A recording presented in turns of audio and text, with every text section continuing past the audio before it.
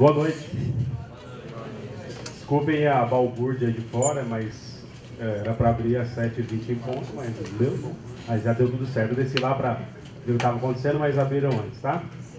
Bom, sejam bem-vindas e bem-vindos a essa aula. Olá, jovem.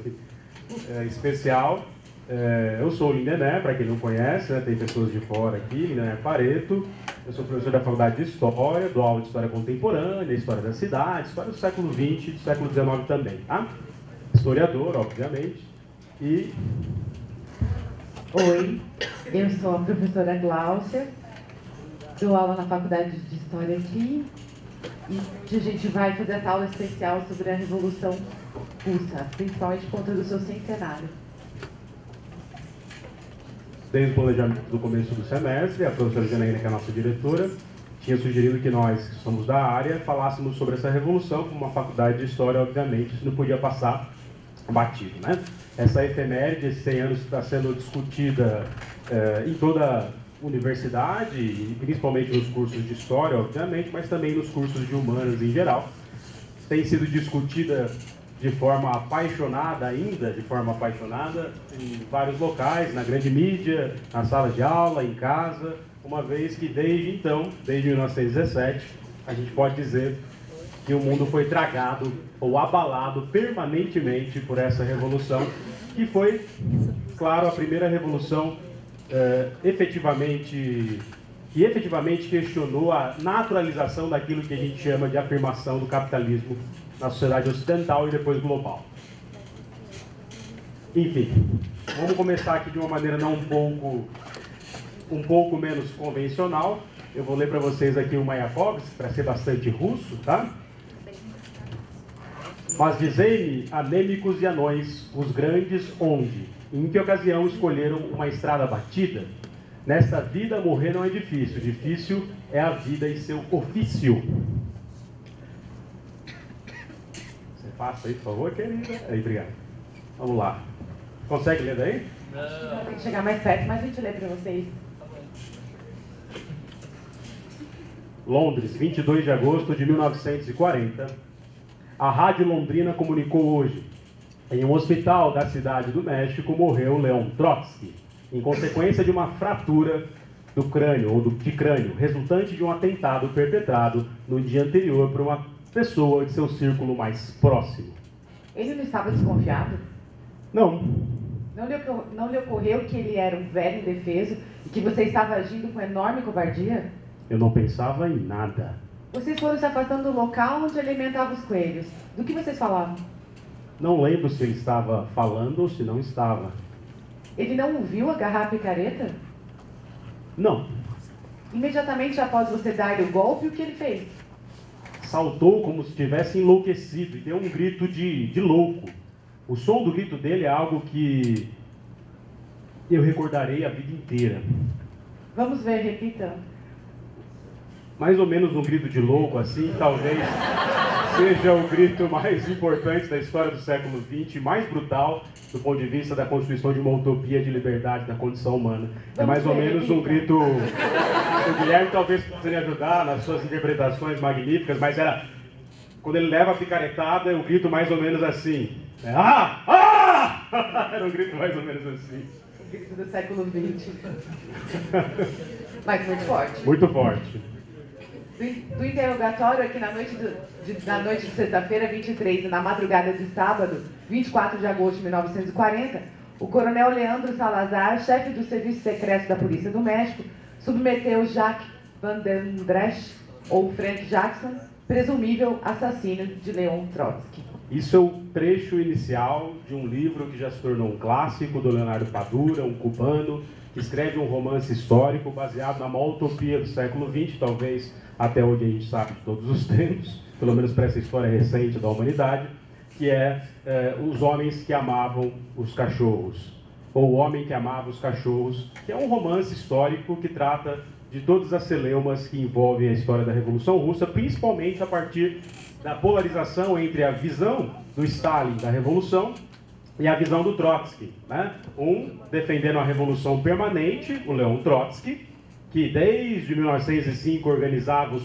sovietes de Petrogrado, ou seja, o início da organização operária, camponesa e revolucionária, e, ao mesmo tempo, um revolucionário nacionalista que fica não na clandestinidade no exterior, mas dentro da própria Rússia, que vai ter uma visão completamente diferente, que é a revolução num país só, e que depois da morte do Lenin vão disputar o poder entre eles, e o Trotsky vai acabar sendo condenado ao exílio, vai passar por uma série de lugares até chegar na cidade do México, morar alguns anos lá, e depois, em 1940, ser assassinado, tem o caso com a Frida, ou a Frida com ele, e aí, em 1940, ser assassinado a mando da polícia política do Stalin. Claro que isso foi revelado muitos anos depois, né?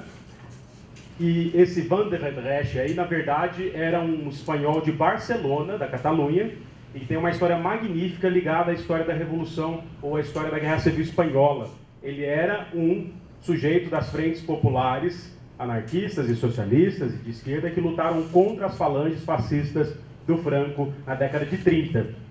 A mãe dele, numa determinada altura, convoca ele para ser uma espécie de espião da polícia política do Stalin, e aí a missão dele é encontrar o Trotsky, se aproximar do círculo íntimo do Trotsky e matar o Trotsky. Ele tentou de outras formas, até que ele consegue, com a picaretinha pequena, né, parece um picador de gelo, acertar a cabeça do Trotsky em 1940. Essa morte, esse assassinato é talvez dos mais brutais, porque envolve uma disputa política renhida entre os dois, e a gente vai discutir ela aqui, a partir das utopias revolucionárias. E começar a aula justamente com a morte do Trotsky já é uma mudança muito grande daquilo que, pelo menos, foi a memória da Revolução Russa, por exemplo, durante o centenário da Comuna de Paris. Em 2001, centenário não, porque eu acho que são 150 anos, né? Em 2001 houve também todo um momento importante para a historiografia brasileira, em que também todas as universidades passaram a discutir qual era o sentido da Comuna de Paris, tanto para a história contemporânea, para a história geral, quanto para a própria história da esquerda, o quanto também que a Comuna de Paris tinha sido um elemento fundamental para que Marx elaborasse suas análises sobre a importância dos trabalhadores na transformação do capitalismo. E aí, quando a gente falou desses 150 anos em 2001, a memória da Revolução Russa, basicamente, era uma memória do terror, era uma memória daquilo que tinha sido o seu pior momento e daquilo que representava o totalitarismo, né, ou os totalitarismos do século XX. E naquele momento também a gente tem obras, basicamente perto da comemoração dos 150 anos da Comuna, a gente tem uma historiografia desse período que ficava muito preocupada em compreender o que o Hobsbawm mesmo chamou na Era dos Extremos, que seria o socialismo real. Então, a memória da Revolução, né, e tudo que a gente tem para dizer sobre a Revolução e para estudar sobre a Revolução Russa, sempre gira em torno de noções de utopia, daquilo que pode transformar o mundo, o sonho de emancipação, né, o sonho de desnaturalizar o capitalismo como a única coisa possível que o homem consegue, que a humanidade consegue produzir, articulada também com a memória do terror, com a memória do totalitarismo. Né, na Era dos Extremos, por exemplo, a gente lia com alguma tranquilidade, sem muito se dar conta, de que o capitalismo sobre a União Soviética, que o capítulo sobre a União Soviética no livro do Hobsbawm se chama, inclusive, O Socialismo Real, como se outro socialismo fosse possível, como se outro socialismo deveria ser possível, deveria fazer parte, pelo menos, dos sonhos das utopias daqueles que pensam a história e a transformação da própria história. Uma coisa que também sempre está ligada, um aspecto também que sempre se conecta com a memória da Comuna de Paris, com a memória até mesmo da Revolução Francesa e principalmente da Revolução Russa, é a busca por um momento de gestação da consciência de classe, da consciência operária. É como se esses momentos de inflexão, esses momentos de organização da classe trabalhadora ou de mudança, né, ou de perspectivas de mudança, também determinasse uma espécie de gestação dessa consciência de classe, da possibilidade de uma emancipação que deve acontecer não só na Rússia ou não só na França, como também no mundo inteiro. Então a gente sempre lida com essa noção de que a memória da Revolução e a história da Revolução, né, articula tanto a memória do terror, do totalitarismo, quanto da utopia. Mas a gente não pode esquecer que foi uma revolução feita por 160 milhões de pessoas que morriam de fome e que ocupavam 1/6 da superfície do globo. Isso não é pouca coisa, né? Isso de fato, é um evento, é um momento que toda a faculdade de História tem que parar para pensar o que significou e o que significa também nos reflexos daquilo que a gente pensa a historiografia, porque isso também determina uma série de perspectivas historiográficas e mudanças, né, filosóficas na forma de compreender como que a história deve ser contada. E aqui a gente tem uma frase do Daniel Arão Reis, que é um professor da UFRJ. Ele diz: as pesquisas e as reflexões sobre a história da Revolução Russa e do socialismo soviético nunca deixaram de ser armas de combate. E aqui nesse parágrafo vai ficar muito claro essa articulação entre utopia e socialismo real. Os que se viram prejudicados ou ameaçados reagiram com a ira própria dos que se imaginam dominantes por natureza, isso durante o processo revolucionário.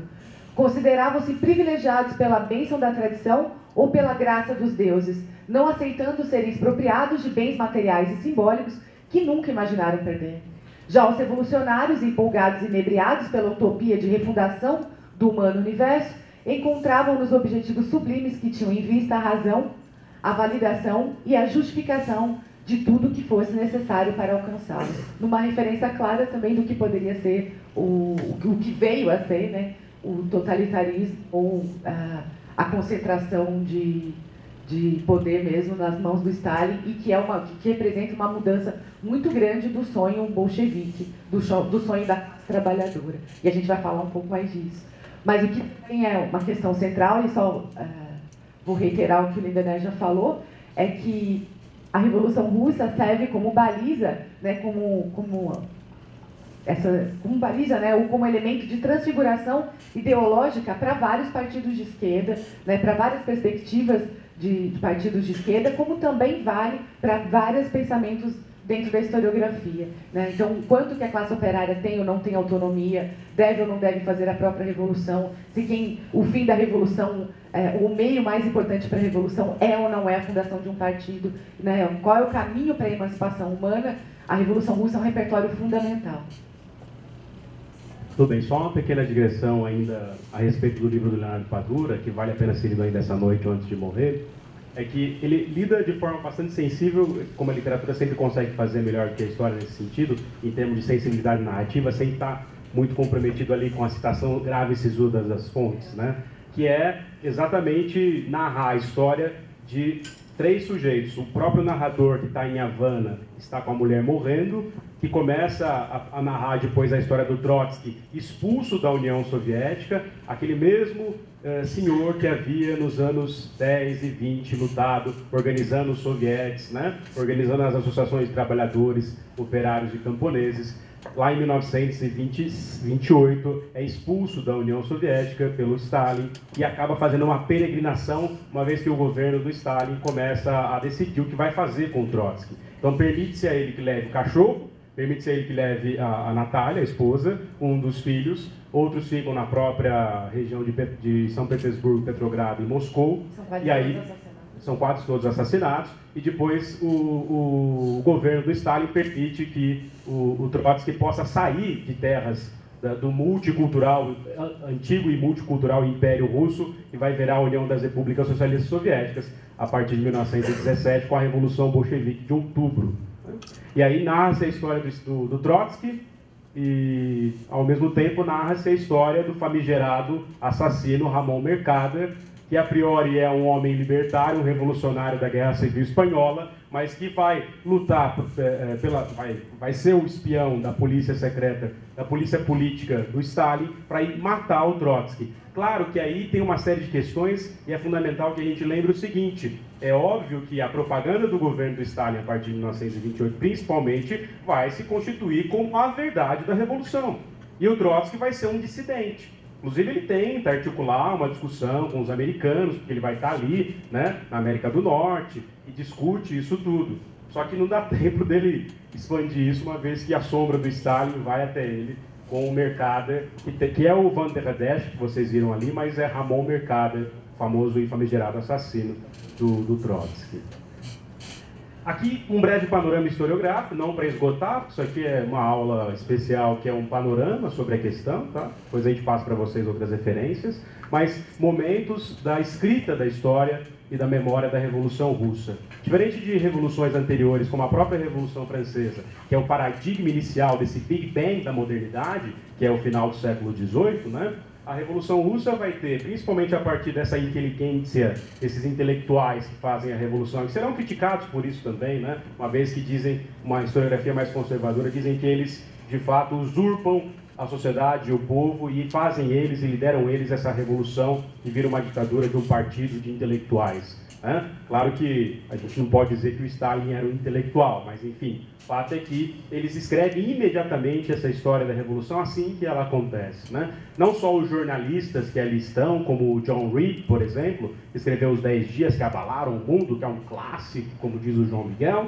que vocês devem ler ainda essa noite ou antes de morrer, como dizia o Júlio Pimentel lá na USP. Mas enfim, o fato é, o John Reed faz um relato desses apaixonantes, que claro, ele deixa claro no começo que tem uma tendência de empatia com aquela revolução, principalmente do grupo que era minoria e se torna maioria, que são os bolcheviques, mas enfim, ele escreve um relato desses imortais que servirão sempre para análise como fonte primária, para entender algumas questões daquele período, discutir algumas questões daqueles dias ali do final de outubro de 1917, quando os bolcheviques dão, segundo Daniel Araújo Reis Filho, um golpe de Estado dentro da Revolução, mas um golpe de Estado democrático. Qual é a questão com isso dentro da história da esquerda? Né? Porque se discute sempre, mas como assim os bolcheviques revolucionários deram um golpe? Golpe não é só a direita que dá? Claro que não, golpe é dado no debate, no processo político das disputas pelo poder, ou pelas estruturas de poder, nessas relações de poder. Né? Enfim, um momento então de 17 a 30, onde houve uma efervescência de relatos, tanto internos quanto externos. Imaginem vocês o que é outubro de 17, ou seja, a segunda etapa da Revolução, ou das revoluções russas, no plural, senão um momento muito delicado para o Ocidente capitalista, que não quer nem discutir o que está acontecendo ali. Os caras simplesmente pensam o seguinte, é preciso fazer um cordão sanitário. Isso é uma peste, isso é uma patologia, isso tem que ser expurgado. Ou seja, desde o começo, né, a Revolução é vista com muito temor por aqueles do Ocidente que veem com muito maus olhos a ascensão dos bolcheviques ao poder. E aí, claro, fazem relatos que não estão comprometidos ali com analisar as partes, os conflitos, etc. Mas, internamente, há um debate muito saudável, digamos assim, porque uma série de debates internos, discussões sobre os modelos revolucionários possíveis vai acontecer de uma forma bastante livre, sem censura. E não só até a morte do Lenin em 1924, né? Até o começo da década de 30, quando o Stalin aí sim começa a centralizar completamente a própria produção, a própria propaganda do regime, né? E aí começar a censurar. Então essa é a etapa inicial da crônica, do memorialismo. O próprio Trotsky, depois que a Revolução vinga em 1921, ou seja, a Guerra Civil acaba, a Rússia está em frangalhos, mas aí o Lenin propõe a nova política econômica, que é uma espécie de abertura para o capitalismo, para se reestruturar, um passo para trás, depois dar 2 passos para frente. Né? Mas, enfim, depois da Guerra Civil, o próprio Trotsky, por exemplo, no governo, começa a escrever a história da Revolução Russa e vai começar, claro, a terminar isso só depois, na década de 30, quando estiver no exílio. No período stalinista, já tem a versão oficial do bolchevismo, naquelas histórias todas onde as fotografias, como diz o Dain Skarepos, começam a desaparecer os aliados iniciais do Stalin, e aí vai ficando só o Stalin sozinho na fotografia, né? Enfim, um período de censura. E, finalmente, o período do degelo, como a historiografia chama, uma desestalinização, quando Nikita Khrushchev, que substitui o Stalin como secretário-geral do partido, acaba fazendo um discurso denúncia, quando vai assumir, falando de todos os expurgos cometidos pelo Stalin, ou seja, os crimes contra a população russa, as prisões da Sibéria, os assassinatos, os fuzilamentos, as perseguições, enfim, tudo aquilo que a gente conhece como as monstruosidades daquele que se auto-intitula o de ferro, Stalin, né? Com seu bigode, grande bigode cínico e rude, como vai dizer nós que aqui estamos por vós esperamos. Eu não consigo acreditar que ele se auto-apelidou de Stalin. Até hoje eu não dou conta dessa história. Não, é o que eu ia dizer do... Você ia falar mal do Stalin ainda? na verdade, a abertura dos processos do Stalin determina a noção, né? Na verdade, todas as denúncias feitas no ano de 56 muda a historiografia, né? Muda a própria noção de marxismo. Se a gente vinha com o marxismo, se a história vinha sendo produzida no marxismo tido como ortodoxo, né? Muito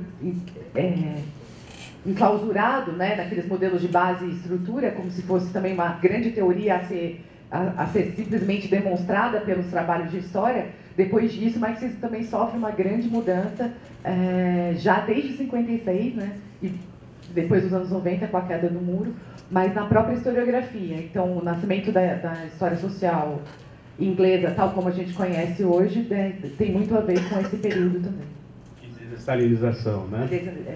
Acho que tem duas questões importantes que dialogam diretamente com isso, que não dá para a gente simplesmente, por simpatias múltiplas, só defender o Stalin ou só defender o Trotsky. Como historiadores e pensadores em geral, a gente tem que pensar o seguinte: o Trotsky, assim como o Lenin, eles viveram no exílio durante muito tempo. Então há uma série de intelectuais e figuras fundamentais da organização revolucionária que ficam no exílio desde 1905, que não estão dentro da Rússia e, portanto, não estão ali se organizando clandestinamente no território russo. Então, quem que é o Stalin? O Stalin é um desses nacionalistas revolucionários que ficou no território russo, ficou na clandestinidade pesadíssima. Trabalhou nessa clandestinidade com métodos os mais escusos possíveis para conseguir sobreviver, enquanto os sujeitos davam palestra na Suíça, na França ou em outros lugares.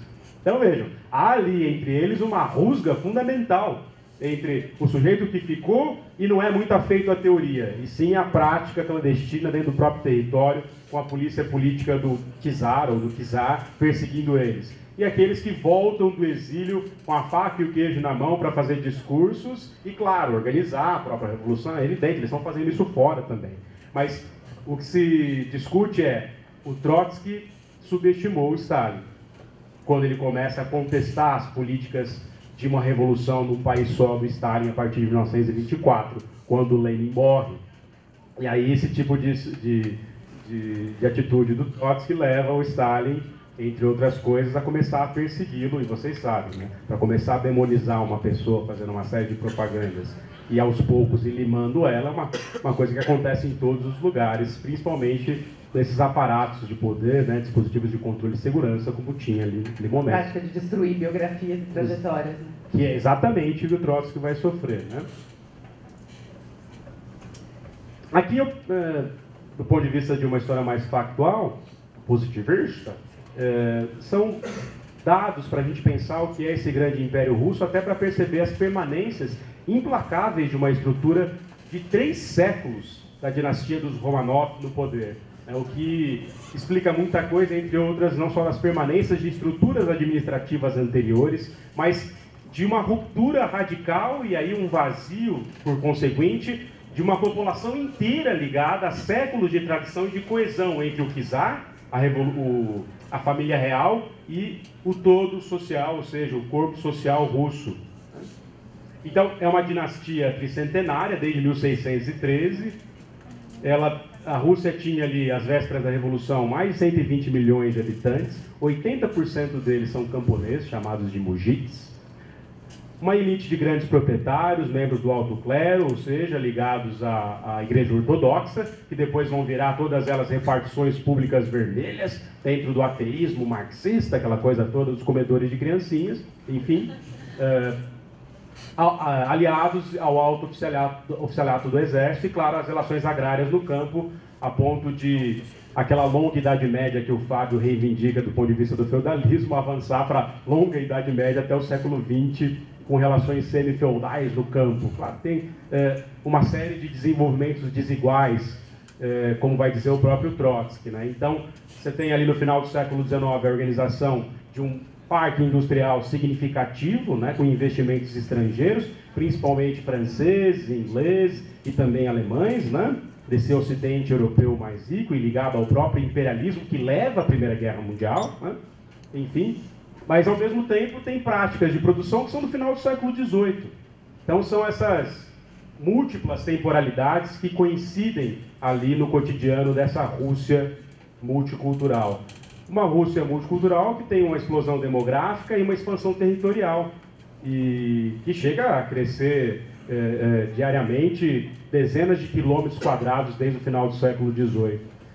E o interessante é pensar que, dentro dessa situação delicada do final do século XIX, em 1904, a Rússia se envolve numa guerra com o Japão, um Japão já se industrializando, um Japão mais poderoso do ponto de vista bélico, e acaba perdendo a guerra para o Japão.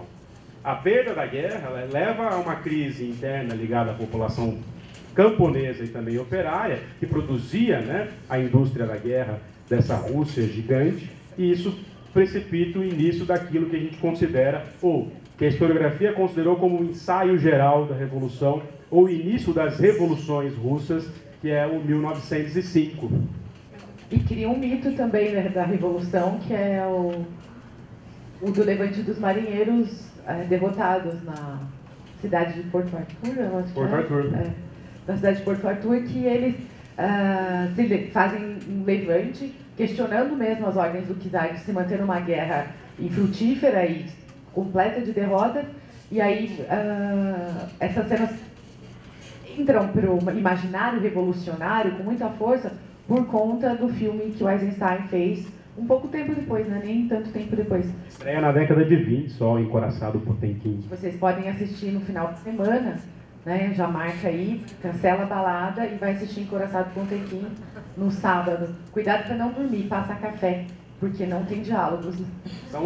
É o cinema ainda em fase de experimentação, coisas que hoje são comuns, eles estavam testando ali ainda. Não se esqueçam que o cinema é uma invenção do final do século XIX, dos irmãos Lumière na França, e não passa de fotografias em movimento. A fotografia, por sua vez, tinha sido inventada pouco tempo antes, né? Desde o final da década de 40, 50 do século XIX, vai se popularizando. No caso do Brasil, é o Pedro que traz para cá, né? Principalmente incentiva isso, o nosso imperador ilustrado nos trópicos, mas enfim, é o cinema ainda em forma de experimentação, a fotografia também, né?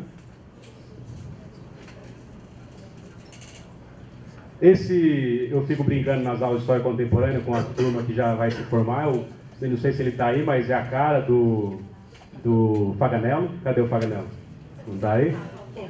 Esse é o czar de todas as Rússias, multicultural, de todos os não-russos dominados por esse império de 3 séculos de uma mesma dinastia no poder, que são os Romanov.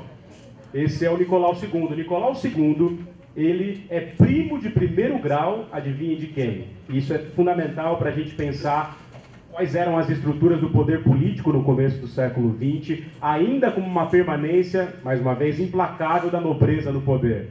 Nicolau II da Rússia é primo do Jorge da Inglaterra, do Jorge V da Inglaterra, que era, por sua vez... Sim, que vai ser o pai da rainha Elizabeth, né? Na verdade, ele é o avô da rainha Elizabeth. O avô da rainha Elizabeth, que está viva ainda.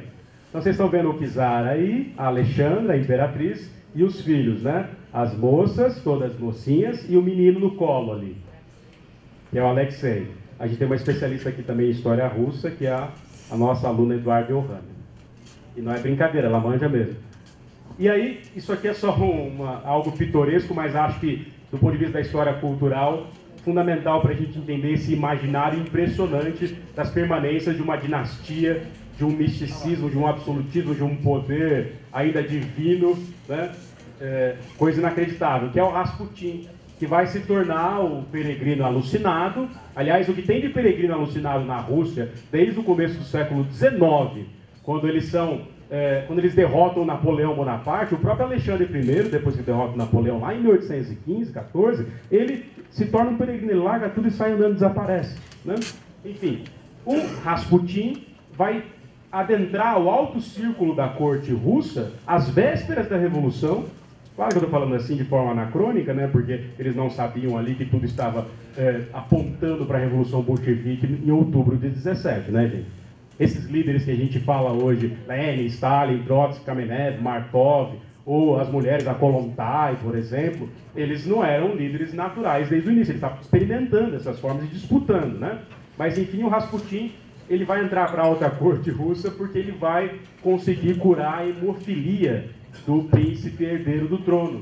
E aí cai nas graças da Alexandra e, de repente, se torna tão íntimo que tira fotografias como essa daí. Ou seja, com todas as filhas e o filho ali um pouco maior, numa fotografia mais avançada. E a figura do Rasputin é tão impressionante, ele é tão imorrível, para usar um termo, né, um neologismo, que o Rasputin ele começa a não só ser o conselheiro da Alexandra, mas do próprio Nicolau II, e começa a incomodar a própria nobreza, a própria corte. E aí, entre outras coisas, ele tem uma série de seitas, onde tem uma série de orgias, né? E aí, claro, uma vez que ele consegue a confiança da Alexandra, ela vai constituir uma rede para fornecer mulheres para ele, ou seja, é uma história impressionante para pensar essas hierarquias e esses poderes todos exercidos pelos homens sobre as mulheres, por exemplo, né? E a história da morte dele é algo também muito curioso, porque tentam matar ele várias vezes e o sujeito simplesmente não morre. Então as descrições sobre a morte dele são hilárias, porque o sujeito nunca morre. Ele leva tiro, ele come algo envenenado, ele é jogado no rio, depois é encontrado vários dias depois com as cordas arrebentadas e se torna um mito, que é o mito do Rasputin, às vésperas de uma revolução bolchevique, marxista, que rompe com a metafísica cristã, por exemplo, e cria outras tantas, obviamente. Estamos falando de utopia, né? Mas, enfim, essa figura emblemática. Isso não é comprovado historiograficamente, mas pesquisando, porque eu estou tentando escrever a respeito dessa coisa pitoresca que vocês estão vendo aí, que é o Rasputin e essa história, as vésperas da Revolução, é que há um culto ao pênis do Rasputin. Vocês encontram, inclusive, fotografias na internet de um pote onde está lá o pênis do desejado e famigerado Rasputin. Enfim, tudo isso pode parecer uma piada, mas não é, isso de fato aconteceu, tá? E aí, desde o final do século XIX, a formação... Porque, a despeito da Rússia não ser a ponta pulsante do capitalismo ocidental, ela é um grande império, tem uma grande população, e desde 1860 a 70 tem altos investimentos e um processo acelerado de industrialização, pelo menos na região de Moscou, de São Petersburgo. Então tem carvão, tem toda a produção industrial nessa região. E, a partir disso, a constituição, aos poucos, de uma classe operária que vai se organizando, mesmo que perseguida pela polícia política da monarquia Romanov, né? E aí, desde o final do 19, a formação do comecinho do 20, a formação do Partido Operário Social Democrata dos Trabalhadores Russos, do qual faz parte o Lenin, por exemplo, e que lá na frente vai abrir, a partir de outras tendências, múltiplas tendências de esquerda dentro desses próprios partidos, né? Duas tendências, a menchevique, que significava a maioria e depois se torna a minoria, e a tendência bolchevique, que era a minoria e depois se torna a maioria, né?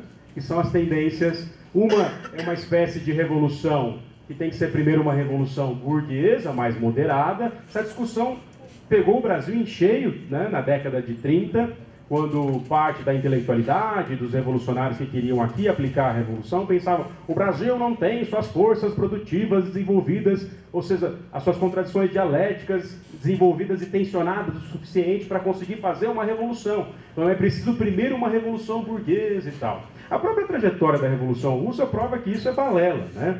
Que a Revolução se deu ali por N motivos, inclusive, claro, por uma organização mesmo de uma certa elite burguesa, mas que era muito mais ligada ao exterior, né, ao ocidente europeu, do que da própria Rússia, né?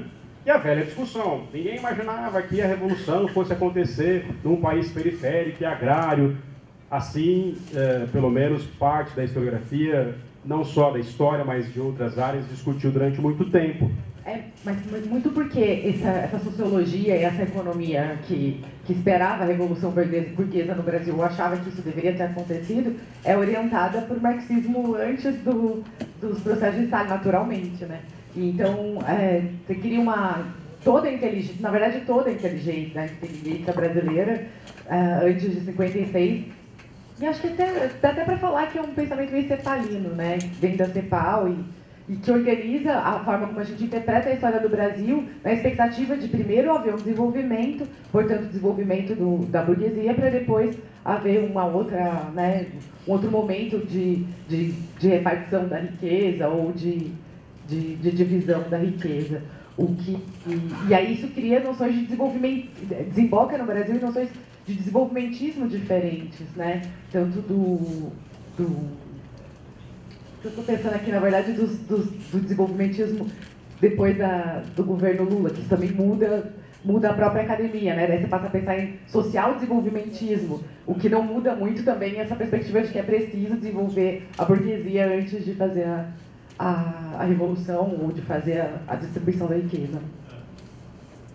Bom, e ali a tendência bolchevique, que era minoria e vira maioria ao longo de 17, porque em 17, quando começa efetivamente a Revolução, em fevereiro, são muitas crises revolucionárias e muitas tendências, até chegar final de outubro e o grupo dos bolcheviques tomar o soviético de Petrogrado e aí daria o golpe dentro da Revolução, um golpe que, pela historiografia mais recente, inclusive pelo Daniel Arão, é um golpe democrático e mais popular dentro da Revolução, né, e não um retrocesso, mas é um golpe, enfim, aí dá uma discussão imensa, né, mas que querem a revolução imediata, a implantação da ditadura do proletariado. Os líderes são Lenin, o Vladimir Ilyich Ulyanov, né, e aí tem um apelido também, que é Lenin, o Trotsky, que era o Lev Davidovich Bronstein, de origem judaica, né? O Kamenev e o próprio Stalin, que era descendente de russos, de georgianos, né? E aí, finalmente, o que a gente chama de ensaio geral de 1905. Esse ensaio geral de 5, ele também vai ser muito pautado nas discussões do momento e a posteriori, depois, pelo primeiro ensaio de ditadura do proletariado, que foi a Comuna de Paris. Bom, vou melhorar para vocês, principalmente para quem não é da história e está aqui assistindo. O que a gente está chamando aqui de revoluções russas ainda bebem, mesmo que de formas já alteradas, na tradição revolucionária que remonta ao século XVIII, ou seja, que remonta à razão iluminista, que remonta à ideia de igualdade, liberdade, fraternidade, busca da felicidade, ou seja, aquele Big Bang da modernidade que é o século XVIII e a própria prática revolucionária da Revolução Francesa, principalmente naquela fase chamada de fase do terror, quando o grupo leitor de Rousseau, da democracia da maioria, ou a vontade da maioria, a democracia popular, eles implantam a República Francesa em 1792, fazem reforma agrária, perseguem os nobres que não querem a Revolução, uma série de nobres emigram, saem da França, enfim. Ao longo do século XIX, há uma série de experimentações revolucionárias de um socialismo utópico que nasce da própria prática da Revolução Francesa e que depois, a partir de 1848, já com o avanço da Revolução Industrial e de uma formação aos poucos de uma classe operária, não de uma consciência ainda acabada, como vai dizer o Hobsbawm, né? Porque tem a discussão famosa entre o Thompson e o Hobsbawm, no início de uma consciência da classe operária, mas enfim, o ano de 1848 é o ano da Primavera dos Povos, é o ano do Manifesto do Partido Comunista, do Marx e do Engels. Inclusive o jovem Marx está aí no cinema para quem quiser ver o início dessa trajetória intelectual e militante ao mesmo tempo, né, que até hoje é discutida nas salas de aula para pensar qual é o papel do intelectual, se tem que ser orgânico ou não, se ele tem que ser militante ou não, entendendo militância não necessariamente como o cara que entrega panfleto na rua ou vai para o palanque, mas no próprio cotidiano, né? Inclusive tem sido alvo de críticas do MBL, do Escola Sem Partido, como eu já disse a vocês, ou vários de vocês, etc. e tal. Tem tudo a ver com as esperanças revolucionárias da própria Revolução Russa. A gente pode dizer que a gente ainda está na era da Revolução Russa. Né? Quer falar? Só voltar um pouquinho ali, ó. Então, o que foi o 1905, que se inspira também, ou pelo menos, a uma comparação com 1871, quando a população de Paris, revoltada, evidentemente, com a derrota e com os maus tratos do Império de Napoleão III sobre eles próprios, eles organizam uma comuna, ou seja, se auto-organizam, e durante 70 e poucos dias eles implantam aquilo que o Marx vai chamar de primeiro ensaio de ditadura do proletariado, naquele livro Guerra Civil na França, e aquilo que também os anarquistas vão chamar de a primeira experiência anarquista da história. Então a Comuna de Paris até hoje é disputada por essas tendências todas, Em 1905 entra para a seara das grandes experimentações, com greves e manifestações, já também muitas delas de caráter operário, em fábricas, feito por mulheres, a Glaucia vai falar daqui a pouco exatamente sobre isso. Enfim, as reivindicações nada mais eram, principalmente depois da derrota para o Japão, né? Liberdades públicas, devolução gratuita de terras aos camponeses, a jornada de 8 horas, que no mais das vezes todo o ocidente europeu e também na América, toda a classe operária está reivindicando, né? Instrução obrigatória, que é a questão da escola, né? Eu vivo fazendo uma crítica contundente ao modelo escolar ainda vigente, que é do século XIX, mas eles ainda estavam reivindicando uma instrução pública para todas as pessoas, porque não existia ainda. Isso é uma coisa da Revolução Francesa. Isso remonta ao final do século XVIII. Né? E aí, há uma manifestação pacífica, isso é ponto pacífico em toda a historiografia, inclusive alguns populares vão com a própria imagem do czar, da czarina, e reivindicam as coisas, fazem um protesto pacífico no Palácio de Inverno, em São Petersburgo. E aí são muito bem recebidos pela guarda cosaca do imperador, armados até os dentes, e muitos deles são fuzilados. Isso fica conhecido como... Centenas deles são fuzilados, os corpos são levados para fora da cidade, em trens, e são enterrados em valas comuns. E aí se alastram uma série de tantas outras greves e uma balbúrdia que vai levar o próprio governo russo a recuar e daqui a pouco a criar uma espécie de monarquia parlamentar de fachada, que tenta apontar uma abertura mais democrática, mas que, na verdade, começa a reprimir de outras formas e a levar essas lideranças para o exílio, ou prender ou expulsar. E aí é nesse momento que está sendo expulso o próprio Lenin, o Martov, o próprio Trotsky e outros tantos. Concede o sufrágio, mas não para as mulheres, né? Daí já começa um grande problema. E a própria organização de solidariedade que surge a partir do massacre do Domingo Sangrento e também de outras tantas greves que se espalham pela região, a organização solidária é que dá origem ao que a gente chama de soviético, né, que seriam então os conselhos operários que começam a arrecadar fundos, fundos e fazer discussões também políticas em torno do que tinha acontecido em 1905. Então, a organização coletiva, a auto-organização da classe trabalhadora, né, já começa a aparecer no repertório, na experiência deles e delas, nesse momento, como uma coisa de que eles não vão abrir mão mais, que é a organização soviética. Olhando para o Thiago, ele fica rindo, Thiagão, tá aqui a gente conversa. Hein? Aí é uma fotografia dessas ainda experimentais e no calor da hora. Aqui está a guarda cosaca na frente, ligada ao imperador, no Palácio de Inverno em São Petersburgo, atirando na população que fazia lá a manifestação pacífica. Claro que vocês podem procurar nos jornais de hoje ou nos jornais da época, que sempre tem lá alguém dizendo não era pacífica coisa nenhuma, tinha alguém tacando alguma coisa lá, mas enfim, aparentemente era pacífica, mas a despeito disso, as reivindicações eram absolutamente legítimas diante daquele quadro político de uma crise profunda. Uma fome estrutural. E eu insisto nisso, né? Essa Rússia que tem uma autocracia, que é um Estado que... Gente, quando eu estou dizendo Estado aqui, não pensem que é o Estado, o modelo do liberalismo ocidental europeu. A Rússia não viveu isso. Não viveu isso. Até 17 era a mesma monarquia de 300 anos atrás. Quer dizer, a ideia de Estado para aquela população, para aquele governo, para aquela corte, era bastante diferente. Estava muito mais ligada a um corpo coeso entre o imperador e seus súditos do que a gente pensa. Não à toa essas estruturas demoram muito para mudar depois. Né? Claro que... Desculpa, pode falar. Tá bom. O que todo mundo pergunta, né? Mas o que aconteceu de 1905, 6 até 1917? Claro que muita coisa aconteceu, mas com razão é de se perguntar, né? As reformas liberais da Duma, do parlamento, acabam levando e as perseguições, obviamente, as prisões, os exílios, os expurgos, acabam levando a uma desagremiação dessa resistência. Só que a partir, principalmente de 1910, essa resistência recomeça.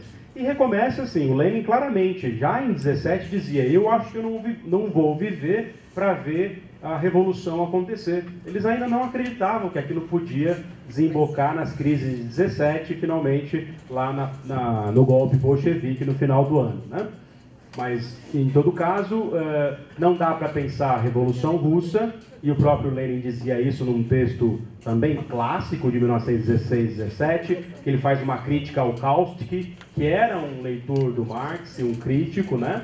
Seguidor das ideias, etc., ressignificadas, do ponto de vista econômico. E aí o Lenin escreve Imperialismo, etapa superior do capitalismo. Que se vocês pegarem qualquer livro didático de qualquer escola, mesmo conservador e etc e tal, mesmo que odeie a história do socialismo soviético, a interpretação que tem lá das causas da Primeira Guerra Mundial é a interpretação do Lenin, que era, além de um revolucionário implacável, um intelectual, leitor de Marx e também ele próprio, inventor das teorias revolucionárias. Esse imperialismo, etapa superior do capitalismo, ele analisa o capitalismo financeiro, ou o capitalismo do monopólio do final do século XIX, né? Quando os bancos, o dinheiro dos bancos, começa a financiar a indústria, e a partir disso a gente tem o capitalismo financeiro que a gente conhece muito bem ao longo de todo o século XX e começo do XXI. Só pensar em Wall Street na crise de 2008, por exemplo, para nós que não vivemos a crise de 1929, né? Em todo caso,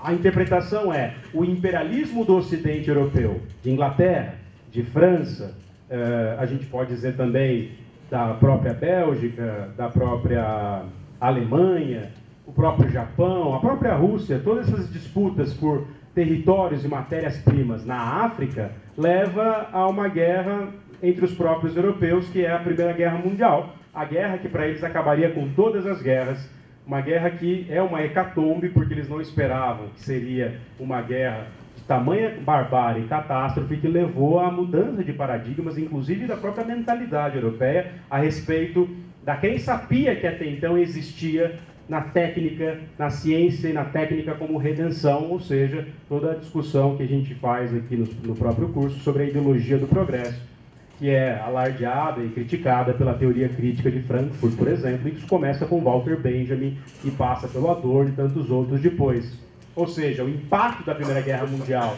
sobre o homem, sobre a sociedade europeia, ele é fulgurante. Não à toa, como eu já falei para vocês 1000 vezes, os memoriais de guerra na Europa, pelo menos os lugares que eu pude ver, na França, né, na Alemanha e outros lugares, é muito maior sobre a Primeira Guerra Mundial do que da Segunda, que foi muito mais ampla, mais catastrófica, mas que já era, na verdade, uma continuação da Primeira. Ou, na interpretação do velhinho também Hobsbawm, há uma única guerra. As luzes na Europa se apagam em 1914, em julho, para não se acenderem mais até 1945. É uma única guerra. E aí, claro, não dá para entender a precipitação da Revolução Russa, principalmente na sua fase mais radical, que é a bolchevique, sem entender o papel da Rússia na Primeira Guerra Mundial. A Rússia era, desde o final do 19, um império gigante, como vocês já viram, e que tinha investimentos dos franceses e dos ingleses. Dentro das disputas do capital financeiro, que envolvia uma Alemanha em expansão, desde a sua unificação em 1871, que causa o desequilíbrio europeu, que vocês também já ouviram falar, ou seja, uma Alemanha poderosíssima, super industrializada, uma indústria de blindados e com um monopólio impressionante sobre a produção de aço, que é a Krupp, por exemplo, e que vai surpreender todo o continente europeu, porque vai levar sozinha, praticamente, uma guerra a cabo com todo mundo. Faz isso na Primeira Guerra e faz isso na Segunda também. De toda forma, a Rússia faz parte de uma aliança, que é a aliança chamada de Entente Cordial, Entente Cordiale, que tem a Inglaterra, que era o maior império da época, né? A gente sempre brinca assim, didaticamente, o que são os Estados Unidos da América hoje em termos de poder internacional, bases militares e poderio imperial, era a Inglaterra no final do século XIX. A Inglaterra, de Sua Majestade a Rainha Vitória, né? Enfim, a Inglaterra, a França e a Rússia formavam essa tríplice aliança, aliás, tríplice Entente ou Entente Cordial, contra o projeto de expansão dos impérios centrais, a Alemanha, unificada em 1871, a Áustria-Hungria, que era o Império Austro-Húngaro, que tem uma rivalidade com a Rússia, por quê? Porque tem ali os seus interesses na região balcânica com os povos eslavos. E a Rússia tinha interesse nessa região, sempre teve, né? Na sua grande expansão territorial. E, ao mesmo tempo, a Itália. A Itália, no começo da guerra, está do lado da Tríplice Aliança, né? Da Alemanha, da Itália e da Áustria, só que depois passa para o lado da Tríplice Entente, da Inglaterra, da França e da Rússia. Então, é um famoso efeito dominó nessas disputas do imperialismo europeu aqui na Ásia. Por exemplo, a Alemanha queria construir uma ferrovia de Berlim a Bagdá. A Alemanha queria territórios na região do Marrocos, onde tinha influência espanhola e francesa. Então a Alemanha pentelhava toda aquela tradição anterior do imperialismo das grandes potências da Europa Ocidental, né? E aos poucos essas alianças vão se desgastando, há uma paz armada em todo o continente, ou seja, eles se armam até os dentes, dentro da ideologia do progresso. Claro que o imperialismo é fundamental para a gente entender como que eles fazem toda essa operação na África, testando armas, né? Massacrando as várias etnias africanas, ou seja, criando aquele caos que vocês bem conhecem, que existe até hoje, uma vez, né? Provocado por esse imperialismo da Inglaterra, da França e de outras potências. Ou do rei Leopoldo da Bélgica, que dominou o Congo belga, e ali massacres inauditos, que lembram até campos de concentração do próprio nazismo, só que avant la lettre, né? Para ser um pouco anacrônico. Enfim, o fato é que a Rússia entra nessa guerra, é o czar e sua monarquia. Esse czar é primo do rei Jorge da Inglaterra, eles estão juntos nessa guerra, a nobreza está na linha de frente, os jovens nobres marcham para a guerra, confiantes que vão vencer rapidamente essa guerra, por isso no começo são grandes avanços, mas depois ela trava nas trincheiras, e as trincheiras são um verdadeiro inferno. Então é lama, é sangue, é rato, é doença, é bomba caindo na sua cabeça, é cadáver, ou seja, tudo aquilo que vocês conhecem, a Guerra de Trincheiras se arrasta em 15, 16 até o final de 17. E a Rússia, a despeito de ser enorme e ter muitos soldados, ela não é uma potência militar do ponto de vista tecnológico. Então ela leva um couro da Alemanha e da Áustria no fronte oriental de guerra, né? Na Batalha de Tannenberg, ali que vocês estão vendo. No final de agosto, as forças alemãs e austro-húngaras, operadas sob o comando conjunto, obtiveram vantagem. E aí a Rússia perde, direta e indiretamente, mais de 4 milhões de vidas nessa guerra. Claro que isso acelera o processo revolucionário e a própria crise, a institucionalidade da monarquia do czar, né? É porque também todo o movimento de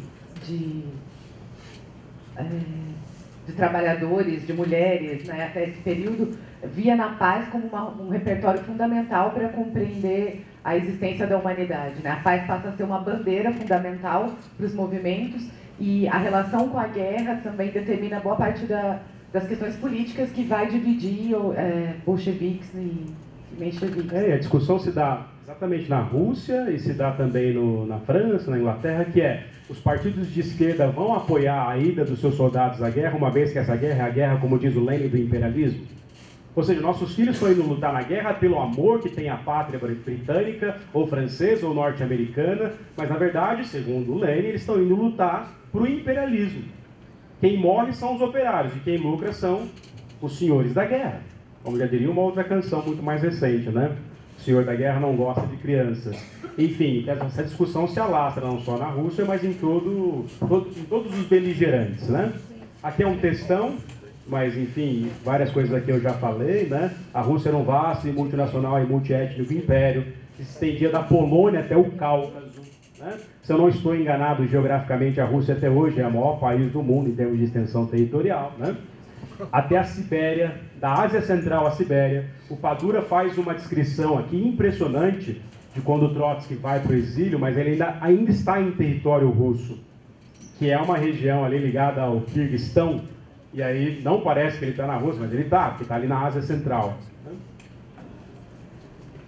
E, finalmente, por conta disso tudo, a organização das lideranças partidárias no exílio, a relativa experiência revolucionária desde 1905, um surto de desenvolvimento econômico, né, que tinha uma roupagem liberal, por isso a desagremiação dos revolucionários inicialmente, e aí não só os mortos, mas as próprias deserções.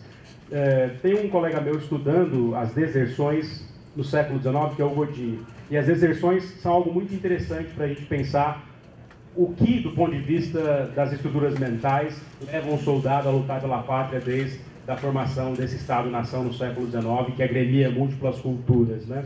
Mas, enfim, o desertor é de uma coragem inacreditável, porque ele precisa romper com toda a sacralidade do nacionalismo forjado ao longo do XVIII, principalmente do XIX. E aí o desertor é o cara, não quero lutar, quero sair. Veja, ser desertor, por exemplo, do Império Americano hoje em dia, como vocês podem ver em muitas séries por aí de psicopatas, como Mindhunter, como eu comentava ontem com uma turma, assistam lá que vocês vão ver na Netflix o Mindhunter e vão ver como o FBI começou a praticar a psicanálise, a psicologia, para tentar entender padrões de ação do serial killer. Vão forjar o termo serial killer. E, entre outros, sempre tem um soldado alucinado que foi lutar no Vietnã, ou depois que acabou a guerra do Vietnã, não quis ficar lá nas forças militares, e que é desertor, e aí, se ele é desertor, ele é preso.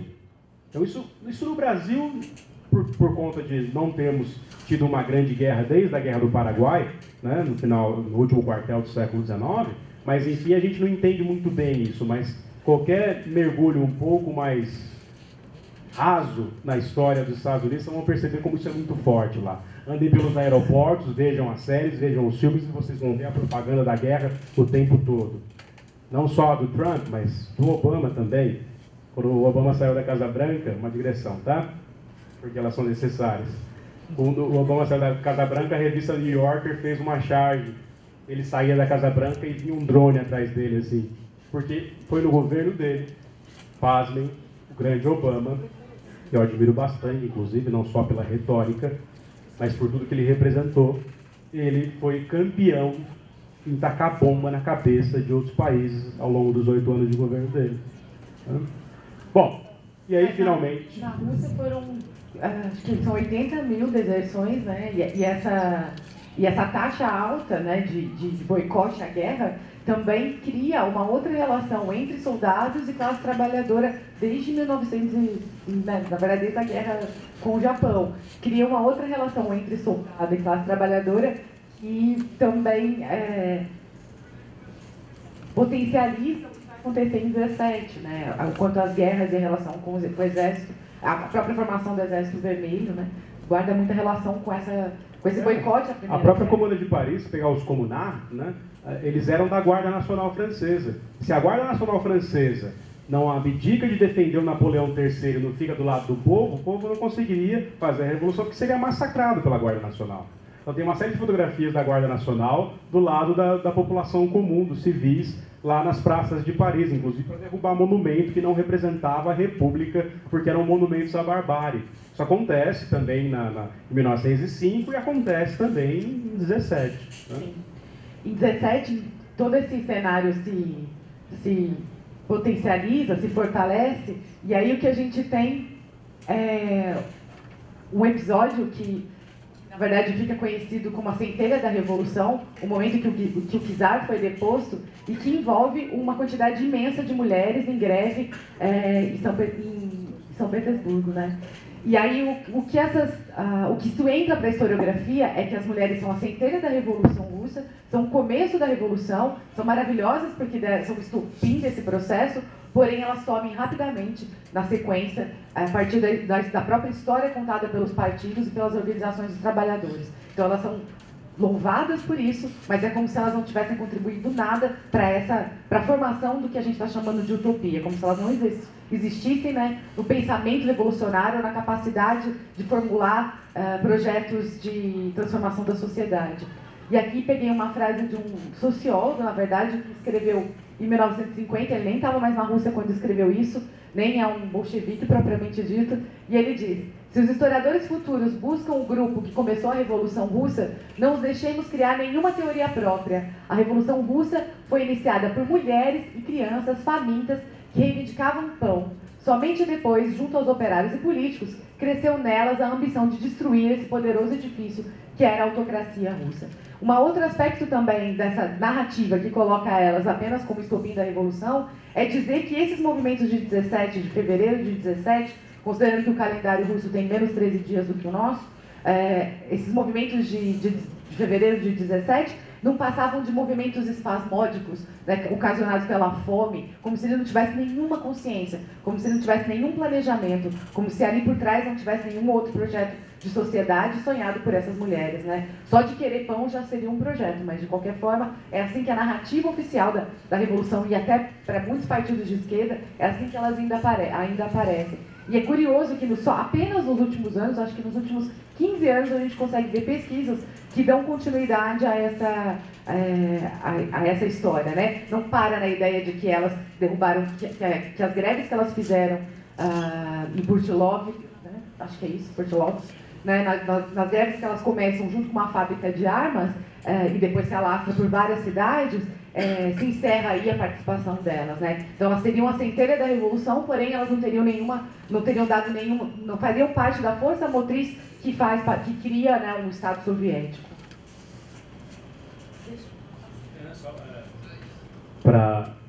Fiquei procurando recentemente, desde o começo do ano, por conta dos 100 anos, né, uma série de reportagens, no Google mesmo, garimpando. E aí, se você pega de 10 anos atrás, né, de 2007, ou pegar de 97, toda vez que se comemorava um número fechado de 80, 90, 70 anos da Revolução Russa, nunca falavam das mulheres. E aí, 2017 é o ano da Revolução Russa. Por conta da historiografia, da história das mulheres, que vem ganhando muita força recentemente. Então, o próprio Globo, por exemplo, publicou uma reportagem. São as operárias que são o estopim da Revolução de 17. Essa imagem é do Estadão desse ano, né? O que eu encontrei foi essa imagem Melhor Resolução, saiu no Estadão. Então elas entram para a narrativa oficial da Revolução apenas recentemente, e por que não dizer, eu acho que só em 2017. A própria Wendy Goldman, que escreveu um livro muito importante sobre o assunto que se chama Mulher, Estado e Revolução, ela escreveu esse livro no final dos anos 90. Ninguém deu a menor bola, o livro não teve nenhum impacto, não só no Brasil, em nenhuma parte do mundo. Curiosamente, o livro não ganhou leitura, né? E agora ela está rodando o mundo inteiro para mostrar as pesquisas que ela fez e que ela lê em russo, né? Então ela leu todos os documentos que ela conseguiu em russo. Então essa imagem é a que ficou mais clássica, né? Para representar os levantes de fevereiro, e que a consequência mais importante desses levantes é a queda do czar e a instalação de um governo provisório. E que daí, por conta de vários acordos entre as diferentes correntes políticas, se decide que o Kerensky vai comandar a revolução, né, ou pelo menos o governo provisório, já numa perspectiva de pensar um processo revolucionário, pelo menos da parte dos bolcheviques. Não era consenso em várias outras correntes. Mas esse momento fica consagrado por essa imagem, e que aí eu acho que a frase do historiador descreve muito a imagem, né, de mulheres e crianças sorrindo no meio dos processos de fevereiro. Porque sorrir nas fotos, né, o Levi fala muito isso, sorrir nas fotos da Revolução é uma coisa muito rara. A gente não vê muitos revolucionários sorrindo. Ele presume que é por causa do frio, pode ser um pouco verdade, né? Mas essa foto a gente encontra alguns risos. E aí... crianças ali, né? Muita criança. Bom, mas o que a gente também percebe, o que é importante de dizer, que esse momento, na verdade, né, de fevereiro, que começa 23 de fevereiro e dura alguns dias, tem o seu protesto mais intenso, com mais de 150 mil mulheres nas ruas, no dia 8 de março de 1917. É claro que o 8 de março, para nós, hoje, tem o significado de ser o Dia Internacional da Mulher, na verdade, no mundo inteiro. Porém, antes das greves de 17, vários países e várias organizações comemoravam dias diferentes o Dia Internacional, o Dia da Mulher, né? O Women's Day, eles comemoravam em dias diferentes. Mas é essa revolta e esse levante que consagra o dia 8 de março como o Dia Internacional da Mulher. E aí, isso, eu já vou começar aqui a desenvolver uma tese que eu quero continuar com vocês, que boa parte do repertório político que nasce nisso que a gente está contando para vocês, que nasce durante a Revolução, ele passa também a ser absorvido pelos chamados, e aí eu vou usar o ponto de vista soviético, são incorporados pelos estados burgueses de alguma forma, como por exemplo o próprio Dia Internacional da Mulher, né? Qualquer parte do mundo, qualquer empresa, qualquer governo leva em consideração isso, como se celebra esse dia pensando na condição da mulher, às vezes dando flores, né? Não é nem na chave que as trabalhadoras pediram por mais direitos, principalmente por participação política, porque elas estavam fora do sufrágio da formação da Duma, mas, de qualquer forma, isso é um dos elementos que mostra o quanto que toda a produção política elaborada no processo revolucionário também é absorvida por estados de variadas tendências políticas, né? Mas vamos olhar um pedacinho do vídeo da Kollontai, que é um discurso que ela faz em 1918. É rapidinho, só quero que vocês vejam um pouco de imagem em movimento, porque não faz tanto tempo assim. 100 anos foi outro dia.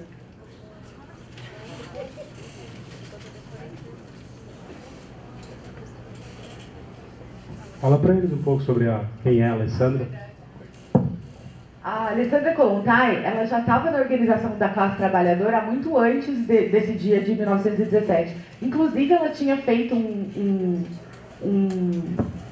vamos dizer assim, um comício em 1913, no dia 8 de março, que já era um pouco para tentar agregar as mulheres em torno de um programa de obter mais direitos. A situação das mulheres sob a Igreja Ortodoxa, né, era uma situação complicada. Não era possível, de forma alguma, obter divórcio, a não ser que fosse por conta de adultério, mas aí comprovado. E elas viviam uma situação de que elas quase não tinham nenhum tipo de direitos, né? Elas não podiam pleitear na justiça, não podiam participar de nenhum processo burocrático. Então, quando a Kollontai começa a tentar organizar as trabalhadoras em 13, já é tendo em vista essa agenda de direitos que ela achava que devia ser incorporada pela classe trabalhadora já naquele período. E ela fez o primeiro ato no dia 8 de março, né? Depois não houve mais comemoração no dia 8 de março, mas tem esse levante já no processo revolucionário. Mas aí depois eu quero que vocês peguem também uma parte que a gente pegue alguns elementos da fala dela para ver, a partir da fala dela, o que entra para o repertório da Revolução. Acho que você ia falar depois, mas acho que isso os alunos têm. Eu tento discutir, mas não é a minha área. E aí acho que eu falo um monte de besteira, mas enfim. A questão que você, na sua área, estuda, que é a história das mulheres e dos direitos sociais das mulheres. Qual é a questão entre gênero e pensar na história das mulheres como uma categoria trabalho, por exemplo? Por que há uma discussão renhida? Você não faz uma história de gênero, não é? Mas acho que o ponto, principalmente da Kollontai, e é onde ela vai transformar o pensamento feminista, então, por que não dizer o pensamento socialista do período, ela vai dizer que, assim, existe uma imensa carga de trabalho que é relegada para as mulheres e que faz parte da acumulação da riqueza, que faz parte da acumulação da riqueza tanto do Estado capitalista quanto também do socialista.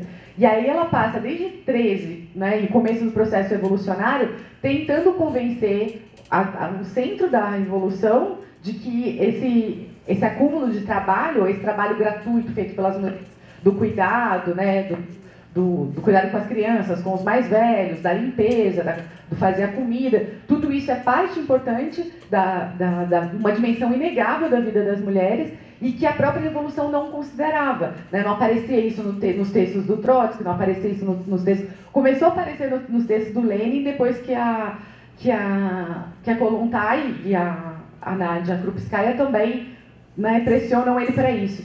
Mas uma outra questão importante é que tanto a Nadia quanto a Kollontai, ela já tinha uma organização e um pensamento feminista que vinha de muito antes. Não só elas, na verdade, né? Existia uma série de grupos feministas na Rússia desde 1850. E isso não aparece nessa narrativa oficial, então acho que é isso curioso. A gente vem contando toda a história do que antecede, né, a Revolução, e raramente aparece o quanto que tinha de acúmulo dentro da classe trabalhadora sobre o tema. E aí eu também tomei conhecimento disso agora com o livro da Gabriela Schneider, não sei se vocês viram, que chama Revolução das Mulheres. E aí ela teve contato com uma série de documentos também. A Gabriela Schneider deve ser uma das poucas pessoas também que lê russo muito bem. Teve contato com esses documentos, traduziu diretamente, e a gente consegue ter uma dimensão de que o feminismo também não é inventado, o feminismo russo não é inventado no dia 8 de março de 1917. Né? E boa parte também daquilo que elas pensavam não vinha só das bolcheviques. Tinha feministas liberais, tinha feministas radicais, tinha feministas socialistas, anarquistas, né? Toda a matriz do feminismo que a gente até hoje conhece já existia na Rússia desde 1850 e fazia parte desse repertório. A gente toma conhecimento disso apenas muito recentemente. Mas vamos ver o discurso da Kollontai?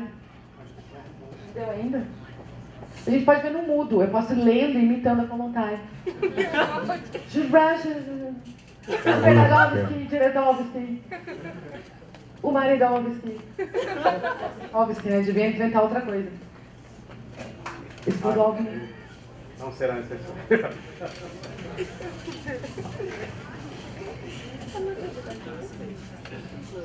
Ah, quem traduziu, uma das poucas pessoas papos, né? Eu fico contando nos dedos. Quem traduziu esse discurso da Kollontai é um menino que fala russo, estuda russo na Unicamp, ele chama Eric Fischuk. Ele ajudou o Daniel nessa coletânea do Manifesto.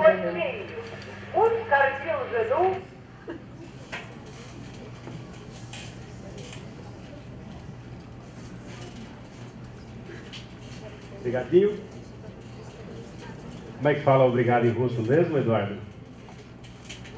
Também, mas... Só tchau, né, das vitaminas.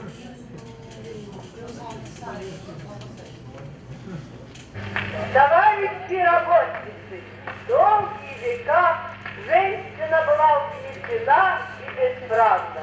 Долгие века она была лишь придатком при мужчине, его тенью. Муж кормил жену, за это жена подчинялась его воле, покорно несла свое бесправие, свое домашнее и семейное рабство. Октябрьская революция раскрепостила женщину. Теперь у крестьянки такие же права, как и у крестьянина, у работницы такие же права, что у рабочего. Женщина всюду может выбирать, может быть членом совета и комиссаром, и даже народным комиссаром. Но если по закону женщина равноправна, то жизнь еще не раскрепостила женщину. Работница, крестьянка, еще в кабале у домашнего хозяйства, еще рабыня в своей собственной семье. Задача рабочих сейчас наладить жизнь так, чтобы снять время, заботу о детях с плеч женщины, чтобы объяснить работнице и крестьянке кабалу домашнего хозяйства. Рабочий класс заинтересован в том, чтобы раскрепостить женщин и в этих областях. Рабочий должен понимать, что женщина такой же член пролетарской семьи, как и он сам. Ведь женщина трудится наравне с мужчиной. Треть всех богатств на земле созданы руками женщин. В Европе и Америке ищется 70 миллионов работниц. В коммунистическом обществе женщина и мужчина должны быть равноправны. Без равноправия женщин нет коммунизма. На работу же, товарищи работницы, беритесь за свое раскрепощение. Стройте ясли, дома, материнства, помогите советам налаживать общественные столовые, помогите коммунистической партии построить новую светлую жизнь. Ваше место в рядах тех, кто борется за раскрепощение трудящихся, за равенство, за свободу, за счастье ваших детей. Ваше место работницы крестьянки под красным революционным знанием мирового победного коммунизма. Então, eu acredito que a grande novidade, né, dessas novas pesquisas de trazer o vídeo para vocês é mostrar que isso é bem recente mesmo na historiografia da Revolução Russa, que é a incorporação desses documentos e dessa perspectiva de que a ideia de que sem feminismo não havia comunismo já estava colocada desde o começo do processo revolucionário. Eu vou pular aqui todo o governo provisório, a gente volta depois, porque ela diz no meio do filme que as mulheres, a partir da Revolução, podem também ser comissárias do povo, porque ela mesma foi convidada para ser comissária do povo para assistência social. E nesse trabalho que ela desenvolveu, ela inseriu uma questão fundamental nos debates da Revolução, de que as mulheres são parte, né, da engrenagem da acumulação da riqueza, portanto, né, do ponto de vista do cuidado, portanto, o cuidado tinha que ser valorizado e não destruído pela Revolução. Da onde que vem essa ideia? Né, muitos socialistas, antes da Revolução Russa, não pensavam isso. Acho que elas conseguem transformar duas coisas. o pensamento socialista e o pensamento feminista de alguma forma, né? O pensamento feminista vinha muito mundial e transnacional, vinha muito numa toada de luta por sufrágio e pensando muito pouco a relação das mulheres trabalhadoras, das mulheres pobres, das mulheres das periferias do mundo. E aí, e por outro lado, os socialistas também não passavam pela cabeça dos socialistas, principalmente dos alemães, pensar essa relação das mulheres dentro da acumulação, dentro da riqueza. Então, por exemplo, o Bebel, que era famoso por formular coisas sobre o tema, ele dizia ainda nas falas dele, nos textos dele, de que a família tinha que ser uma unidade fundamental do socialismo, que nada ia mudar. Depois que a Revolução acontecesse, a gente ia continuar tendo família do mesmo jeito, papai, mamãe e filhinho. E aí elas falaram, poxa, como é que vai ser isso se todo o trabalho, toda a criação, tudo isso fica a cargo apenas das mulheres, né? Claro que depois do livro do Engels, né, isso muda um pouco no repertório. Isso muda um pouco no repertório dos marxistas, mas de alguma forma não entra com a força que merecia que precisava ter e que as feministas russas conseguem colocar e inserir em todo o processo evolucionário. Elas brigam muito por isso, elas disputam muito essa questão dentro da organização da revolução e conseguem, a contragosto das lideranças, formar uma espécie de núcleo de mulheres dentro da revolução, que era, eu vou falar em português, viu? Português bem, vou aportuguesar, porque é em russo. Elas formam o Zenotitel, né, que era a comissão das mulheres dentro da Revolução. E até para isso, o Lenin, o Trotsky, todo mundo teve muita dificuldade de se convencer, porque eles falavam que isso era uma forma de atrasar a Revolução, demorar muito para a Revolução acontecer, se elas continuassem com esse tipo de organização. O Stalin termina com essa organização delas em 1930, mas elas reivindicam uma formação, um núcleo dentro dos dirigentes da Revolução, para pensar a condição da mulher na sociedade, para pensar a condição da mulher dentro do socialismo que veio quase num decalque da ordem burguesa para o repertório da Revolução. E acho que um terceiro aspecto que eu tinha que considerar desse vídeo é a própria relação com as leis, né?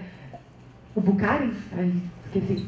Tá. O Bukharin é um dos caras um dos juristas principais, né?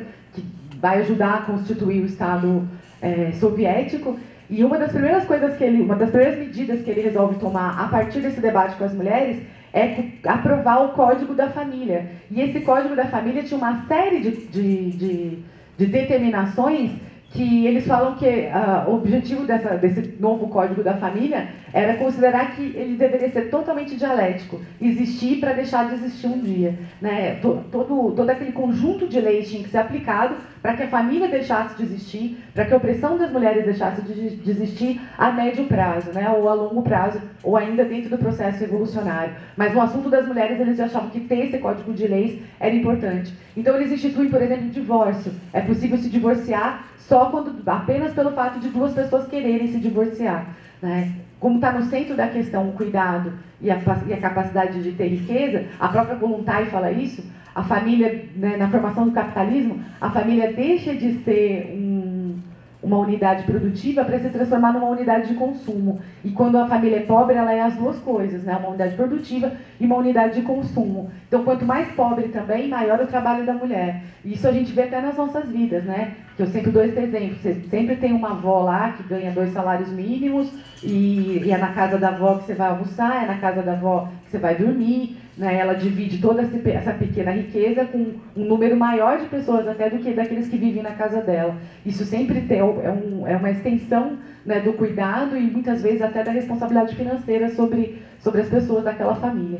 Essa realidade sempre foi uma realidade das famílias pobres, de alguma forma, e sempre fez parte também da realidade dessas mulheres russas. De alguma forma, a Kollontai queria trazer isso para o centro do debate. Então, terminar essa noção de família, né, de que as pessoas têm que ficar juntas porque elas são pobres e porque elas não têm para onde ir e porque uma relação, né, um casamento ruim permanece porque o cuidado dos filhos é exclusivo daquela família ou é exclusivo da mulher, era algo que elas queriam derrubar. E elas achavam que o Estado tinha um papel importante para isso. Então, elas criam um repertório inteirinho de que é preciso compartilhar o cuidado com o Estado. Isso elas conseguem. tem uma coisa que elas não conseguem: compartilhar o cuidado com os homens da Revolução. E isso é o limite de onde elas vão, né? O Estado, por muitas vezes, se assume a responsabilidade do cuidado, cria um monte de abrigo de criança, cria um monte de projetos revolucionários nesse sentido. Até mesmo ela diz ali em alguns momentos, né, a necessidade de criar creche, escolas, restaurantes coletivos, lavanderias coletivas. Isso também são agendas, são pautas que já passaram, alguns estados, na verdade até alguns municípios brasileiros aplicam. Um município no Recife, quando eu estava no governo, tentou fazer isso, de ter lavanderia e restaurante barato, né? Porque você imagina o quanto que não facilita a vida da gente, você poder buscar as crianças na escola e passar num restaurante popular, e não se preocupar com o que vai fazer de almoço e não se preocupar com o que vai fazer de janta. Só isso eu já calculo umas 4 horas a menos de preocupação. E eu acho que ainda é pouco, né? A Dani está lá calculando. Podia até ser mais, né? E aí, esse tempo de desobrigação das mulheres permite com que dá oportunidade para elas poderem fazer política, poderem participar das reuniões, poderem ter lazer, né? Fazer reflexão revolucionária, tudo aquilo que seria necessário. Mas o limite da revolução, né, é justamente esse. Todas as vezes que elas pressionavam as lideranças, eles sempre topavam compartilhar o cuidado com o Estado, mas políticas para compartilhar o cuidado dentro de casa não tem nada no repertório soviético.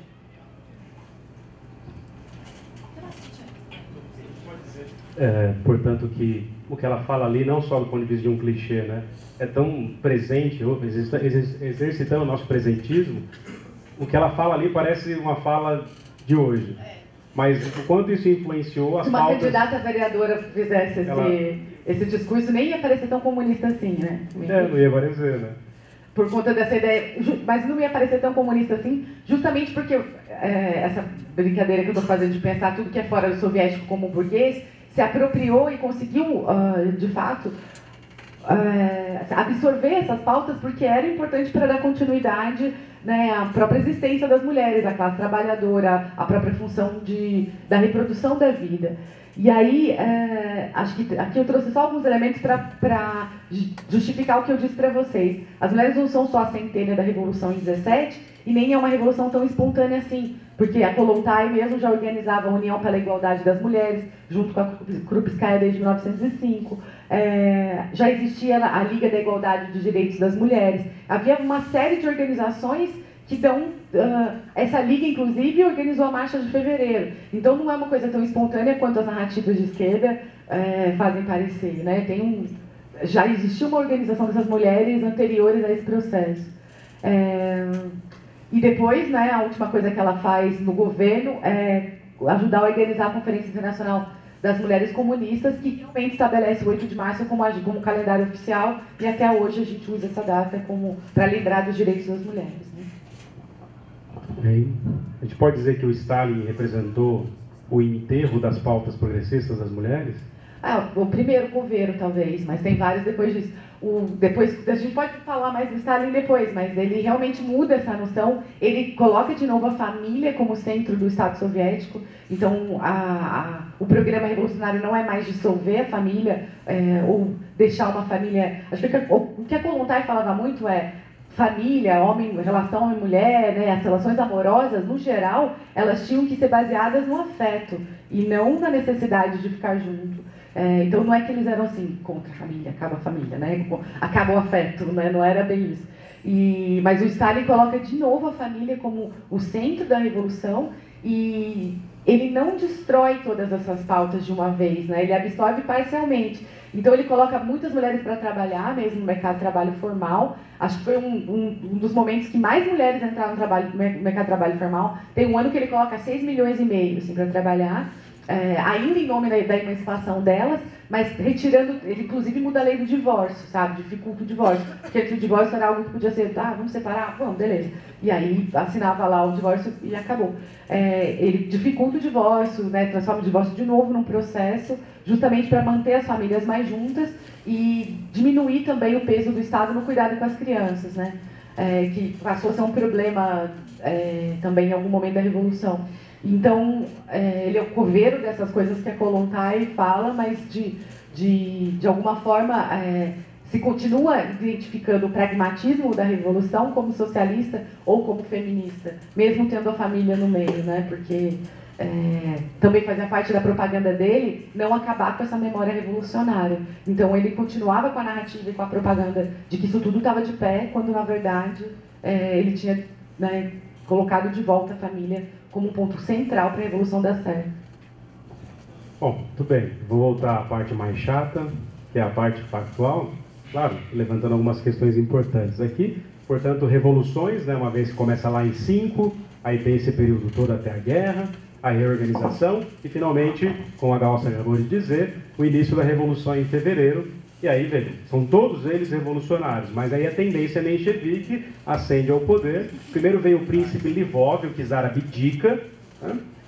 A história do czar é uma história à parte da família do czar, a família real, né, dos Romanov, porque eles vão ser levados... Primeiro eles vão viver tranquilamente no início, mas depois que os bolcheviques ascenderem, eles serão levados para 1000 quilômetros dentro do território russo, ficarão lá em cativeiro até serem todos fuzilados. Não tem princesa Anastácia que fugiu coisíssima nenhuma, eles foram todos fuzilados. Né?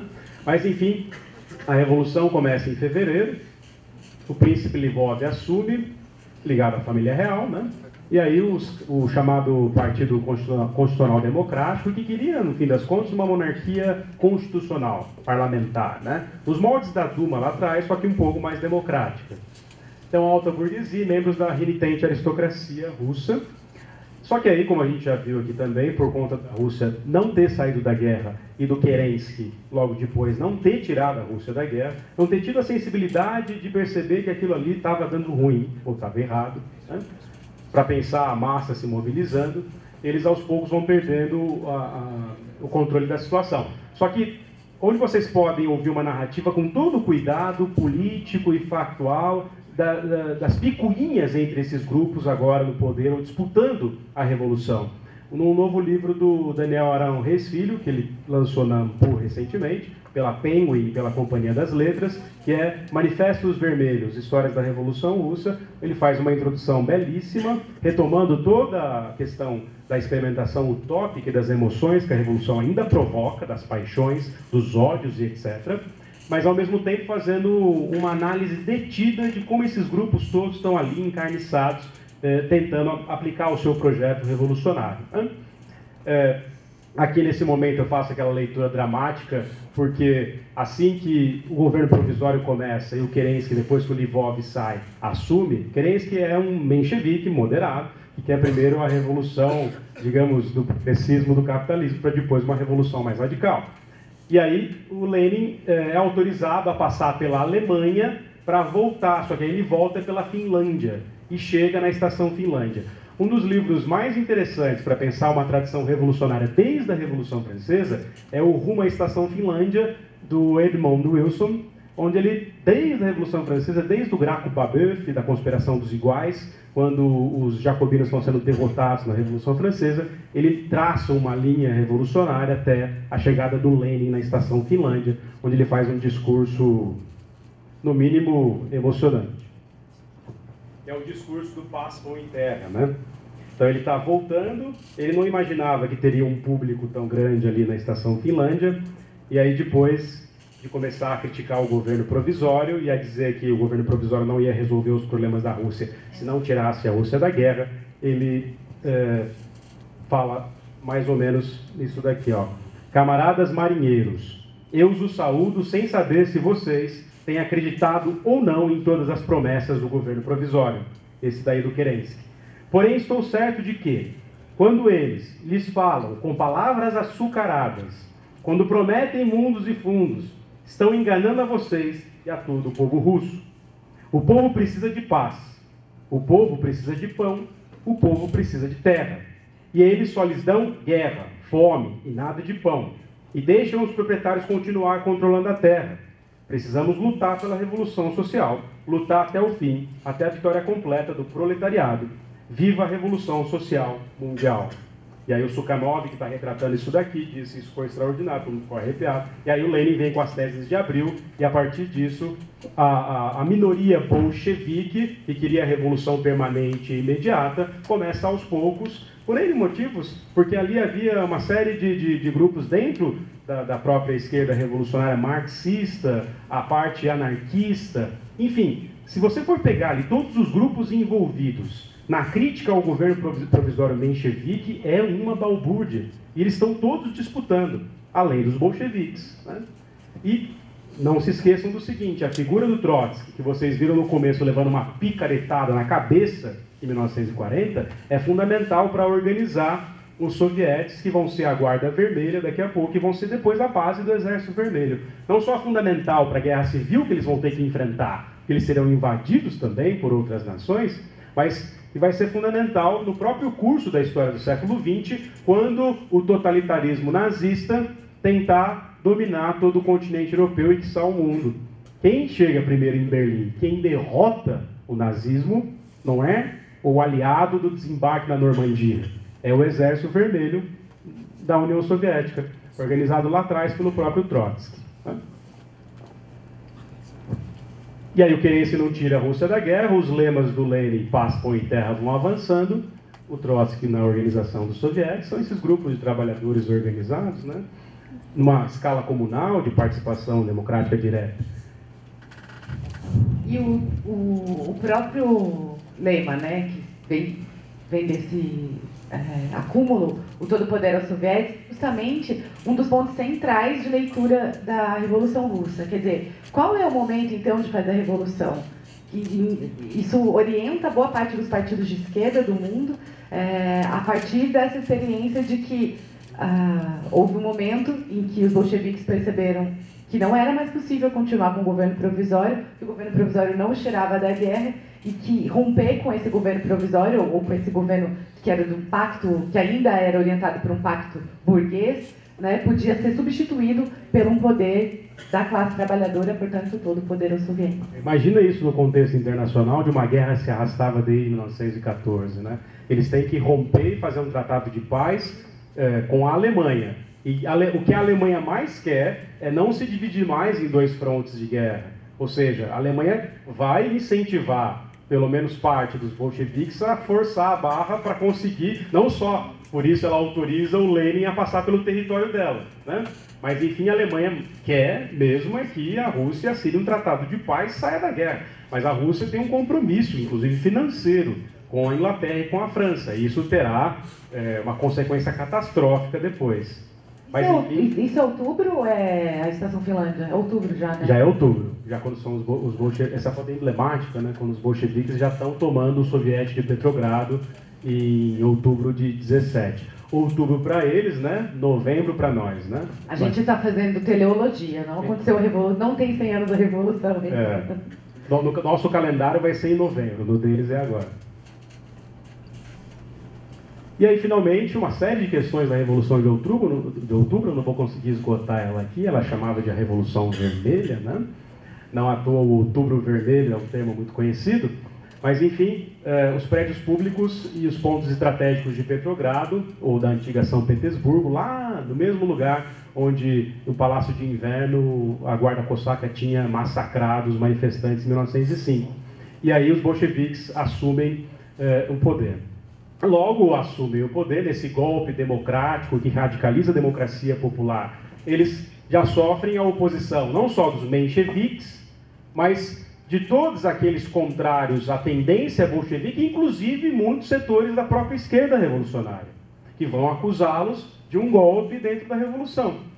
Por quê? Porque eles não seguiram as regras das decisões dos colegiados e dos sovietes. Eles resolveram tomar mesmo o poder, e é claro que essas lideranças, portanto, ascendem e comandam a revolução. E quem está lá? Martov, o Stalin, o próprio Trotsky, obviamente, e a figura do Lenin. Que 25 de outubro nem é um dia tão importante, né? Assim, tem a tomada do Palácio de Petrogrado, mas não é um movimento tão de massas assim como outros momentos foram.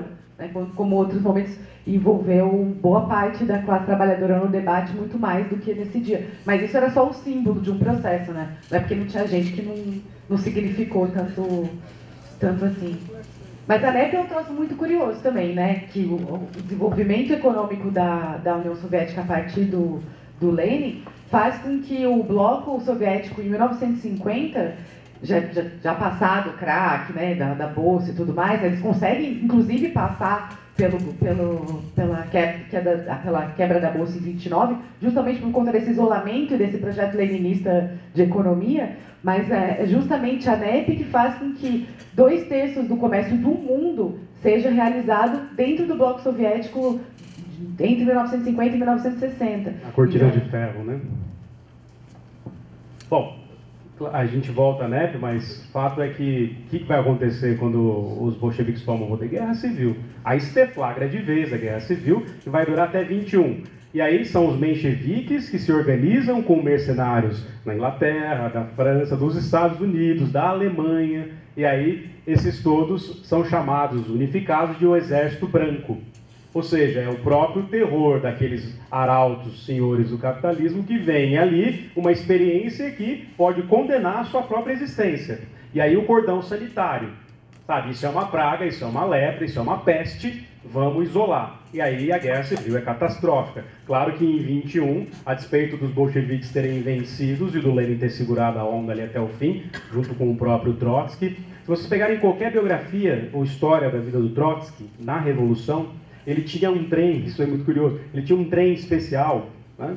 Um trem com uma blindagem diferenciada, onde ele percorria todos os territórios russos durante a Guerra Civil. E ele tinha uma espécie de guarda, sabe essas guardas de operações especiais, com umas jaquetas diferentes e tal. E aí eles circulavam por esse território todo e aí ajudavam o Exército Vermelho para dar moral para os homens, eles desciam, atiravam e tal, e quando resolviam ali, tomavam mais um lugar, eles pegavam o trem de volta e iam para uma outra posição. Ele fez isso ao longo de toda a Guerra Civil. O mesmo homem que levou a picaretada a mando de Stalin em 1940. Sabe que pode parecer que eu estou defendendo a causa do Trotsky, mas eu estou só falando como essa história é impressionante, né? E aí, a nova política econômica... Talvez você pare com isso quando fizer 150 anos. A mude memória toda seja diferente. Nós descobramos que o Stalin não fez nada disso, né? Que ele não foi esse carrasco. Bom, aliás, leiam aprendam russo, leiam os documentos, porque cada vez mais... Vocês podiam fazer isso, né? O cônsul da Rússia veio aqui, o Thiago estava na mesa comigo, né? Aliás, ele ajudou a organizar, junto com o Arthur lá do direito. E aí o cônsul disse, estamos abertos a pesquisa, a gente dá bolsa e tal. Bolsa. Mas tem que aprender russo. Aí vocês podem escrever tudo quanto é coisa a partir da história soviética no século XX, porque ela é determinante, né? Eu tô velha já, mas vocês podem. Aí a nova política econômica, curiosamente a sigla está em inglês, né? New Economic Policy, por isso que é NEP, né? Mas é nova política econômica, que é 21, a Rússia em frangalhos.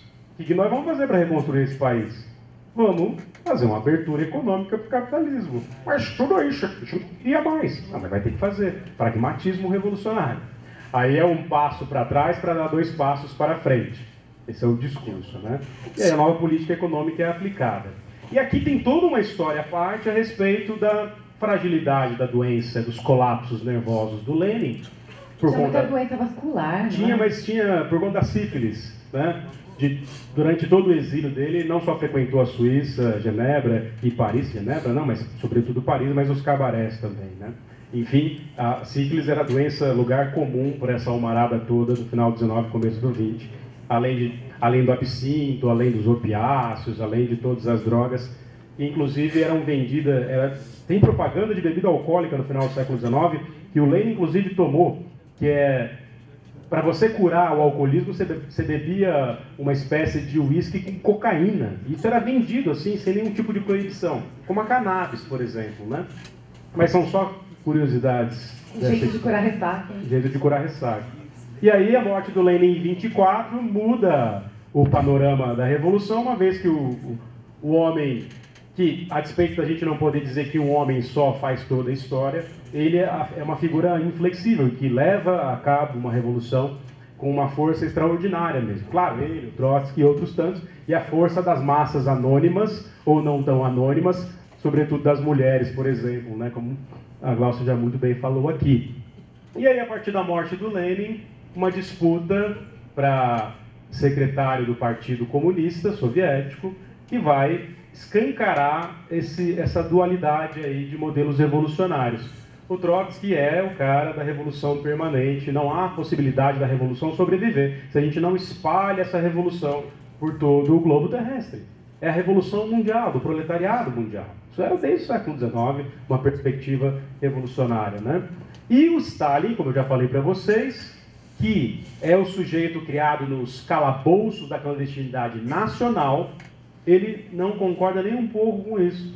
E é o sujeito que quer botar ordem na casa e quer fazer a revolução num país só para depois pensar se haveria possibilidade de expansão. Essa disputa entre os dois tem uma historiografia imensa a ser escrita a respeito disso ainda, por conta dos documentos, a começar pelas próprias cartas do Trotsky e dos documentos que o Stalin vai criando na burocracia do partido para ir expurgando os amigos aliados do Trotsky e depois conseguir exilar ele da União Soviética.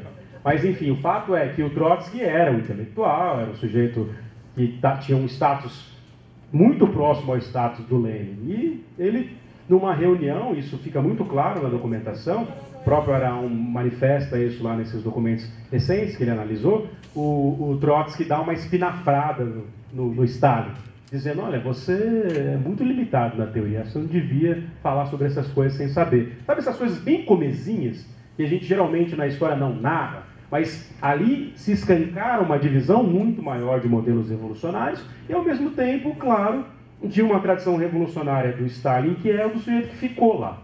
Né? E não do sujeito letrado, que escreve, que ficou no exílio, que conhece toda a inteligência europeia, etc. e tal. Esse é o Stalin. Por isso que brinca, rude, cínico, mas é o cara de um pragmatismo que levou o Trotsky à bancarrota. Né? Enfim, em 28 ele vence essa disputa e se torna o secretário-geral do partido até 1953. E aí vem os planos quinquenais, a estatização da economia. O Lenin já dizia lá atrás, uma revolução se faz com energia elétrica, com aço e com trabalhadores e trabalhadoras. E com homem de aço. Mas só para completar a sua narrativa da disputa entre o Stalin e o Trotsky, eu acho que uma coisa que, não sei se a gente conseguiu mostrar tão bem, mas era o objetivo também, é que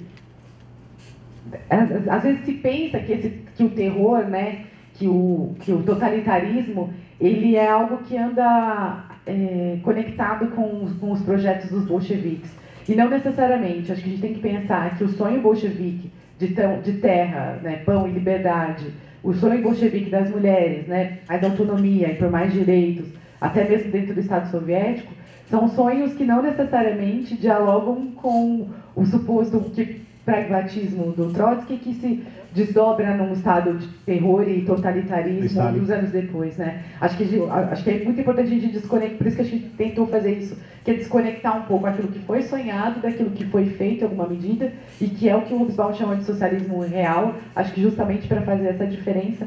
Mas não havia nada de totalitário, pelo menos do que a gente mostrou aqui, né, ou do que a gente consultou dos materiais, nada de totalitário no sonho bolchevique de sociedade. E acho que essa é a chave para pensar, inclusive, as permanências dessa discussão para nós hoje, principalmente no senso comum ou na sala de aula, quando alguém pergunta, mas, professor, o socialismo soviético, o socialismo real matou milhões de pessoas, né? Ou seja, sempre tem isso. Aí você fala, mas por quê? Ué, óbvio, porque depois que o Khrushchev, em 53, assume o partido, como secretário-geral do partido, ele faz um discurso denunciando todas as catástrofes ou os expurgos provocados pelo Stalin. Tão cruéis quanto aquelas do famigerado Adolf Hitler, que vocês conhecem muito bem.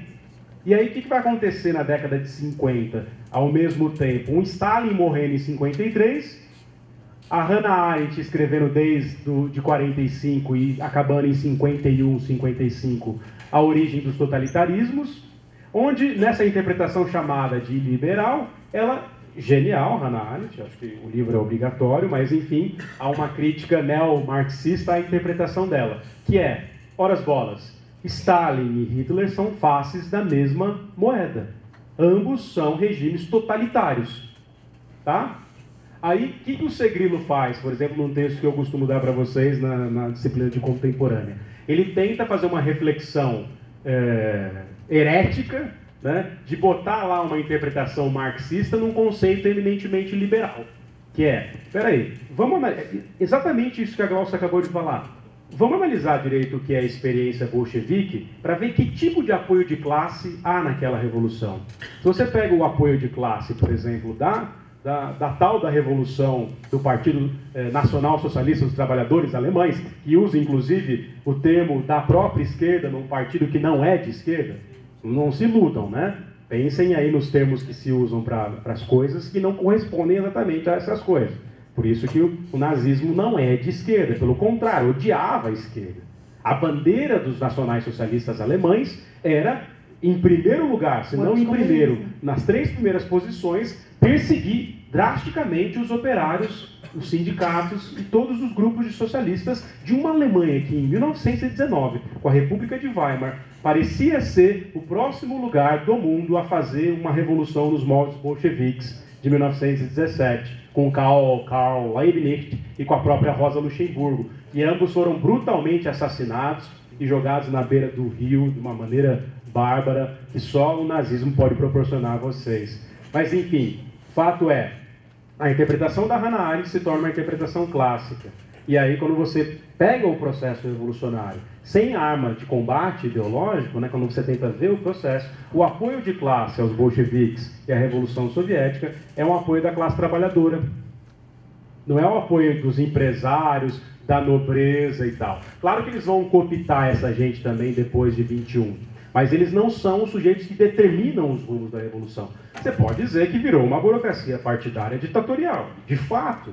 Né? Mas isso não nos autoriza, do ponto de vista da interpretação, a dizer que é um totalitarismo idêntico ao nazismo. Ou isso não é automaticamente bolchevique. Né? Eu acho que fazer o caminho anterior é mais fácil da gente interpretar. O que o Daniel diz é que é uma revolução catastrofista e que, numa determinada altura, ela lança a mão de massacres para garantir a ordem dela. Por exemplo, o primeiro massacre é em 21, quando os marinheiros da base naval de Kronstadt contestam os bolcheviques e o Lenin, e aí os bolcheviques lançam mão de um massacre, que é a primeira contestação que massacra aquela população que apoiava esse grupo no poder. E aí o Daniel Arão chama isso de revolução perdida por isso. Nós tivemos o bonde da história passando, mas vocês, ao invés de darem de fato todo o poder aos soviéticos, vocês massacraram. Claro que isso tudo ainda é um vespeiro danado, né? Ainda são formas de pensar da memória e da história da Revolução. Você quer passar as imagens? Aqui eu só trouxe as carinhas deles. Pode ver se é a cara do Fábio Moraes, que vai fazer o próximo Lenin do cinema, né? Esse é o Trotsky, né? Esse é o aluno que acabou de ir embora, chama Gabriel Feijó. Ou, se quiserem, é o Stalin quando jovem, galã, né? Ele está em casa pensando, qual vai ser o meu apelido que os camaradas vão me chamar? Exato, eu sou de ferro. Mas imagina essa figura aí, depois daquele bigode, que vai estar na conferência de Yalta e de Teherã, junto com Churchill, com Roosevelt. É ele na juventude. E ele mais velho, né? O que Hobsbawm diz dele, ó. A Glaucia que encontrou essa citação. Esse desabafo do Hobsbawm, que é esse sujeito que ficou revoltadíssimo com o que o Stalin fez com a revolução que ele acreditou um dia, uma vez que nasceu, ele, Hobsbawm, em 1917. Filho da Era dos Impérios, porque a mãe era de Viena, na Áustria, tinha 17 anos, o pai era um britânico de 33, ela vai, depois que terminou a escola do ensino médio, passear em Alexandria, no norte do Egito, porque tem um dinheirinho, mas não é classe média, e ele vai trabalhar para os Correios Britânicos lá. E lá os dois se encontram, se casam e tem como filho o Eric J. Hobsbawm. Inclusive, na infância dele, em Berlim, viu a figura do próprio Adolf Hitler. E enfim, se confunde com a história do século XX e escreve a Era dos Extremos. E é muito saboroso reler um livro pela 8ª vez, né, que é o que a gente faz quando a gente é professor de história, vocês vão passar por isso. Vocês vão ler a Era dos Extremos umas 12 vezes, pelo menos até chegar à minha idade. E aí eu comecei a pegar uns desabafos, né, uns cacos do Hobsbawm no meio do texto. Aí ele diz, ó, quem que era o Stalin? Ex-seminarista, a mãe queria que ele fosse padre, queria mesmo. Um autocrata sem escrúpulos, filho de um remendão bêbado da Geórgia. Esse é o Stalin. Joseph Stalin. Essa foto é o próximo disco que vocês vão ver nas paradas de sucesso, não parece? Um disco conceitual, né? Mas é antes da Revolução. É uma banda indie, depois eu passo para você link. A foto é maravilhosa, né? O Trotsky ali à direita, jovenzinho, todo mundo jovenzinho, o Lenin no meio e o Stalin já com seu bigode mais... Ele viu nessas barbearias gourmet, eu acho, não? É, parece que eu mesmo. E para não perder o costume, né, a gente vai abrir aqui para questões, porque a gente já falou mais que o Homem da Cobra. Olha lá, ó. Isso é verdade, eu já mostrei isso para alguns de vocês, mas tá rolando na internet, é fake. Até eu caí nessa. Mas especulando que o DiCaprio vai fazer o Lenin no cinema. Né? Se não for o DiCaprio, vai ser o Fábio fatalmente. Né? Só para acabar com o cortejo de curiosidades, que eu não considero curiosidades, vocês já viram que é central na minha narrativa. As múmias. Gente, a múmia do Lenin está até hoje na Praça Vermelha, em Moscou. Até hoje está lá. Tem gente que, desde 89, desde 92, quando veio o colapso da União Soviética, quer expurgar a múmia de lá e enterrar aquela bagaça. E tem gente que não quer deixar. Quando o cônsul veio aqui, inclusive ele falou disso, né? Que o governo, era a sua pergunta? O governo do Putin, do Vladimir Putin, que era da antiga KGB, que é a polícia secreta da União Soviética após a Segunda Guerra Mundial, só para situá-los, né, e situá-las, quando vem 1939, a Alemanha invade a Polônia, começa a Segunda Guerra Mundial, a Rússia está sendo dominada pelo Stalin desde 28, o Trotsky já tinha sido assassinado em 40, e quando chega em 41, a Operação Barba Roxa, ou Barba Rossa, invade a Alemanha nazista, invade a União Soviética. E aí a União Soviética usa aquilo que ela usava desde o século XIX, as táticas da guerra arrasada e a devastação de terras e tal. E aí eles avançam, mas travam na Batalha de Stalingrado, que é a principal batalha da Segunda Guerra Mundial. Ela é incomparavelmente mais difícil que o desembarque na Normandia, que a Batalha de El Alamein no Egito, pelo controle do Canal de Suez, entre o Irving Rommel, o Raposa do Deserto, dos nazistas, e o Montgomery da Inglaterra, ou a Batalha do Pacífico que os americanos travam com os japoneses, né? Enfim, Stalingrado é o próprio inferno. Quem esteve em Stalingrado, por exemplo, entre tantos outros, foi o avô do Konstantin, que veio aqui, o cônsul da Rússia, mas também o próprio Nikita Khrushchev, que é o secretário do Partido Comunista Soviético depois da morte do Stalin, que vai denunciar as atrocidades do Stalin.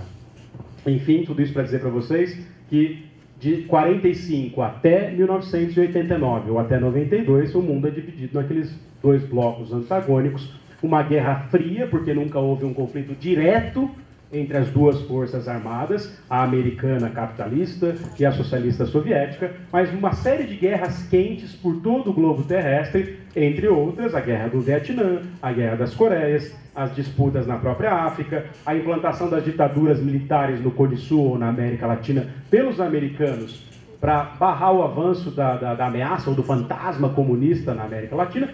Não podiam permitir uma nova Cuba, né, uma vez que o Fidel e Companhia Limitada tiveram que enfiar a goela abaixo dos americanos o controle da ilha contra o imperialismo americano, que, né, o Fidel é um seguidor de José Martí e não um comunista, como as pessoas costumam confundir.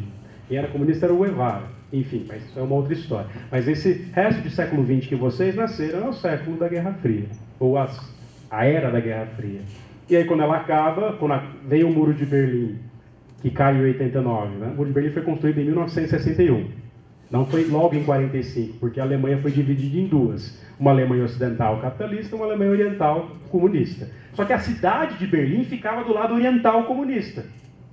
E a própria cidade de Berlim, encravada no lado oriental, foi dividida em duas com o Muro de Berlim. Porque assim que os soviéticos chegam em Berlim, eles hasteiam a bandeira da foice e do martelo no Reichstag, no parlamento alemão.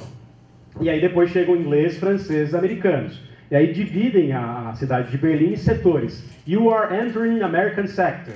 Você está deixando o setor soviético. E aí ficam aquelas disputas todas, até na década de 60 construírem o Muro de Berlim, construído pelo lado soviético, ou, mentira, pelo lado da Alemanha Oriental, né, para não deixar os alemães orientais passar para o outro lado.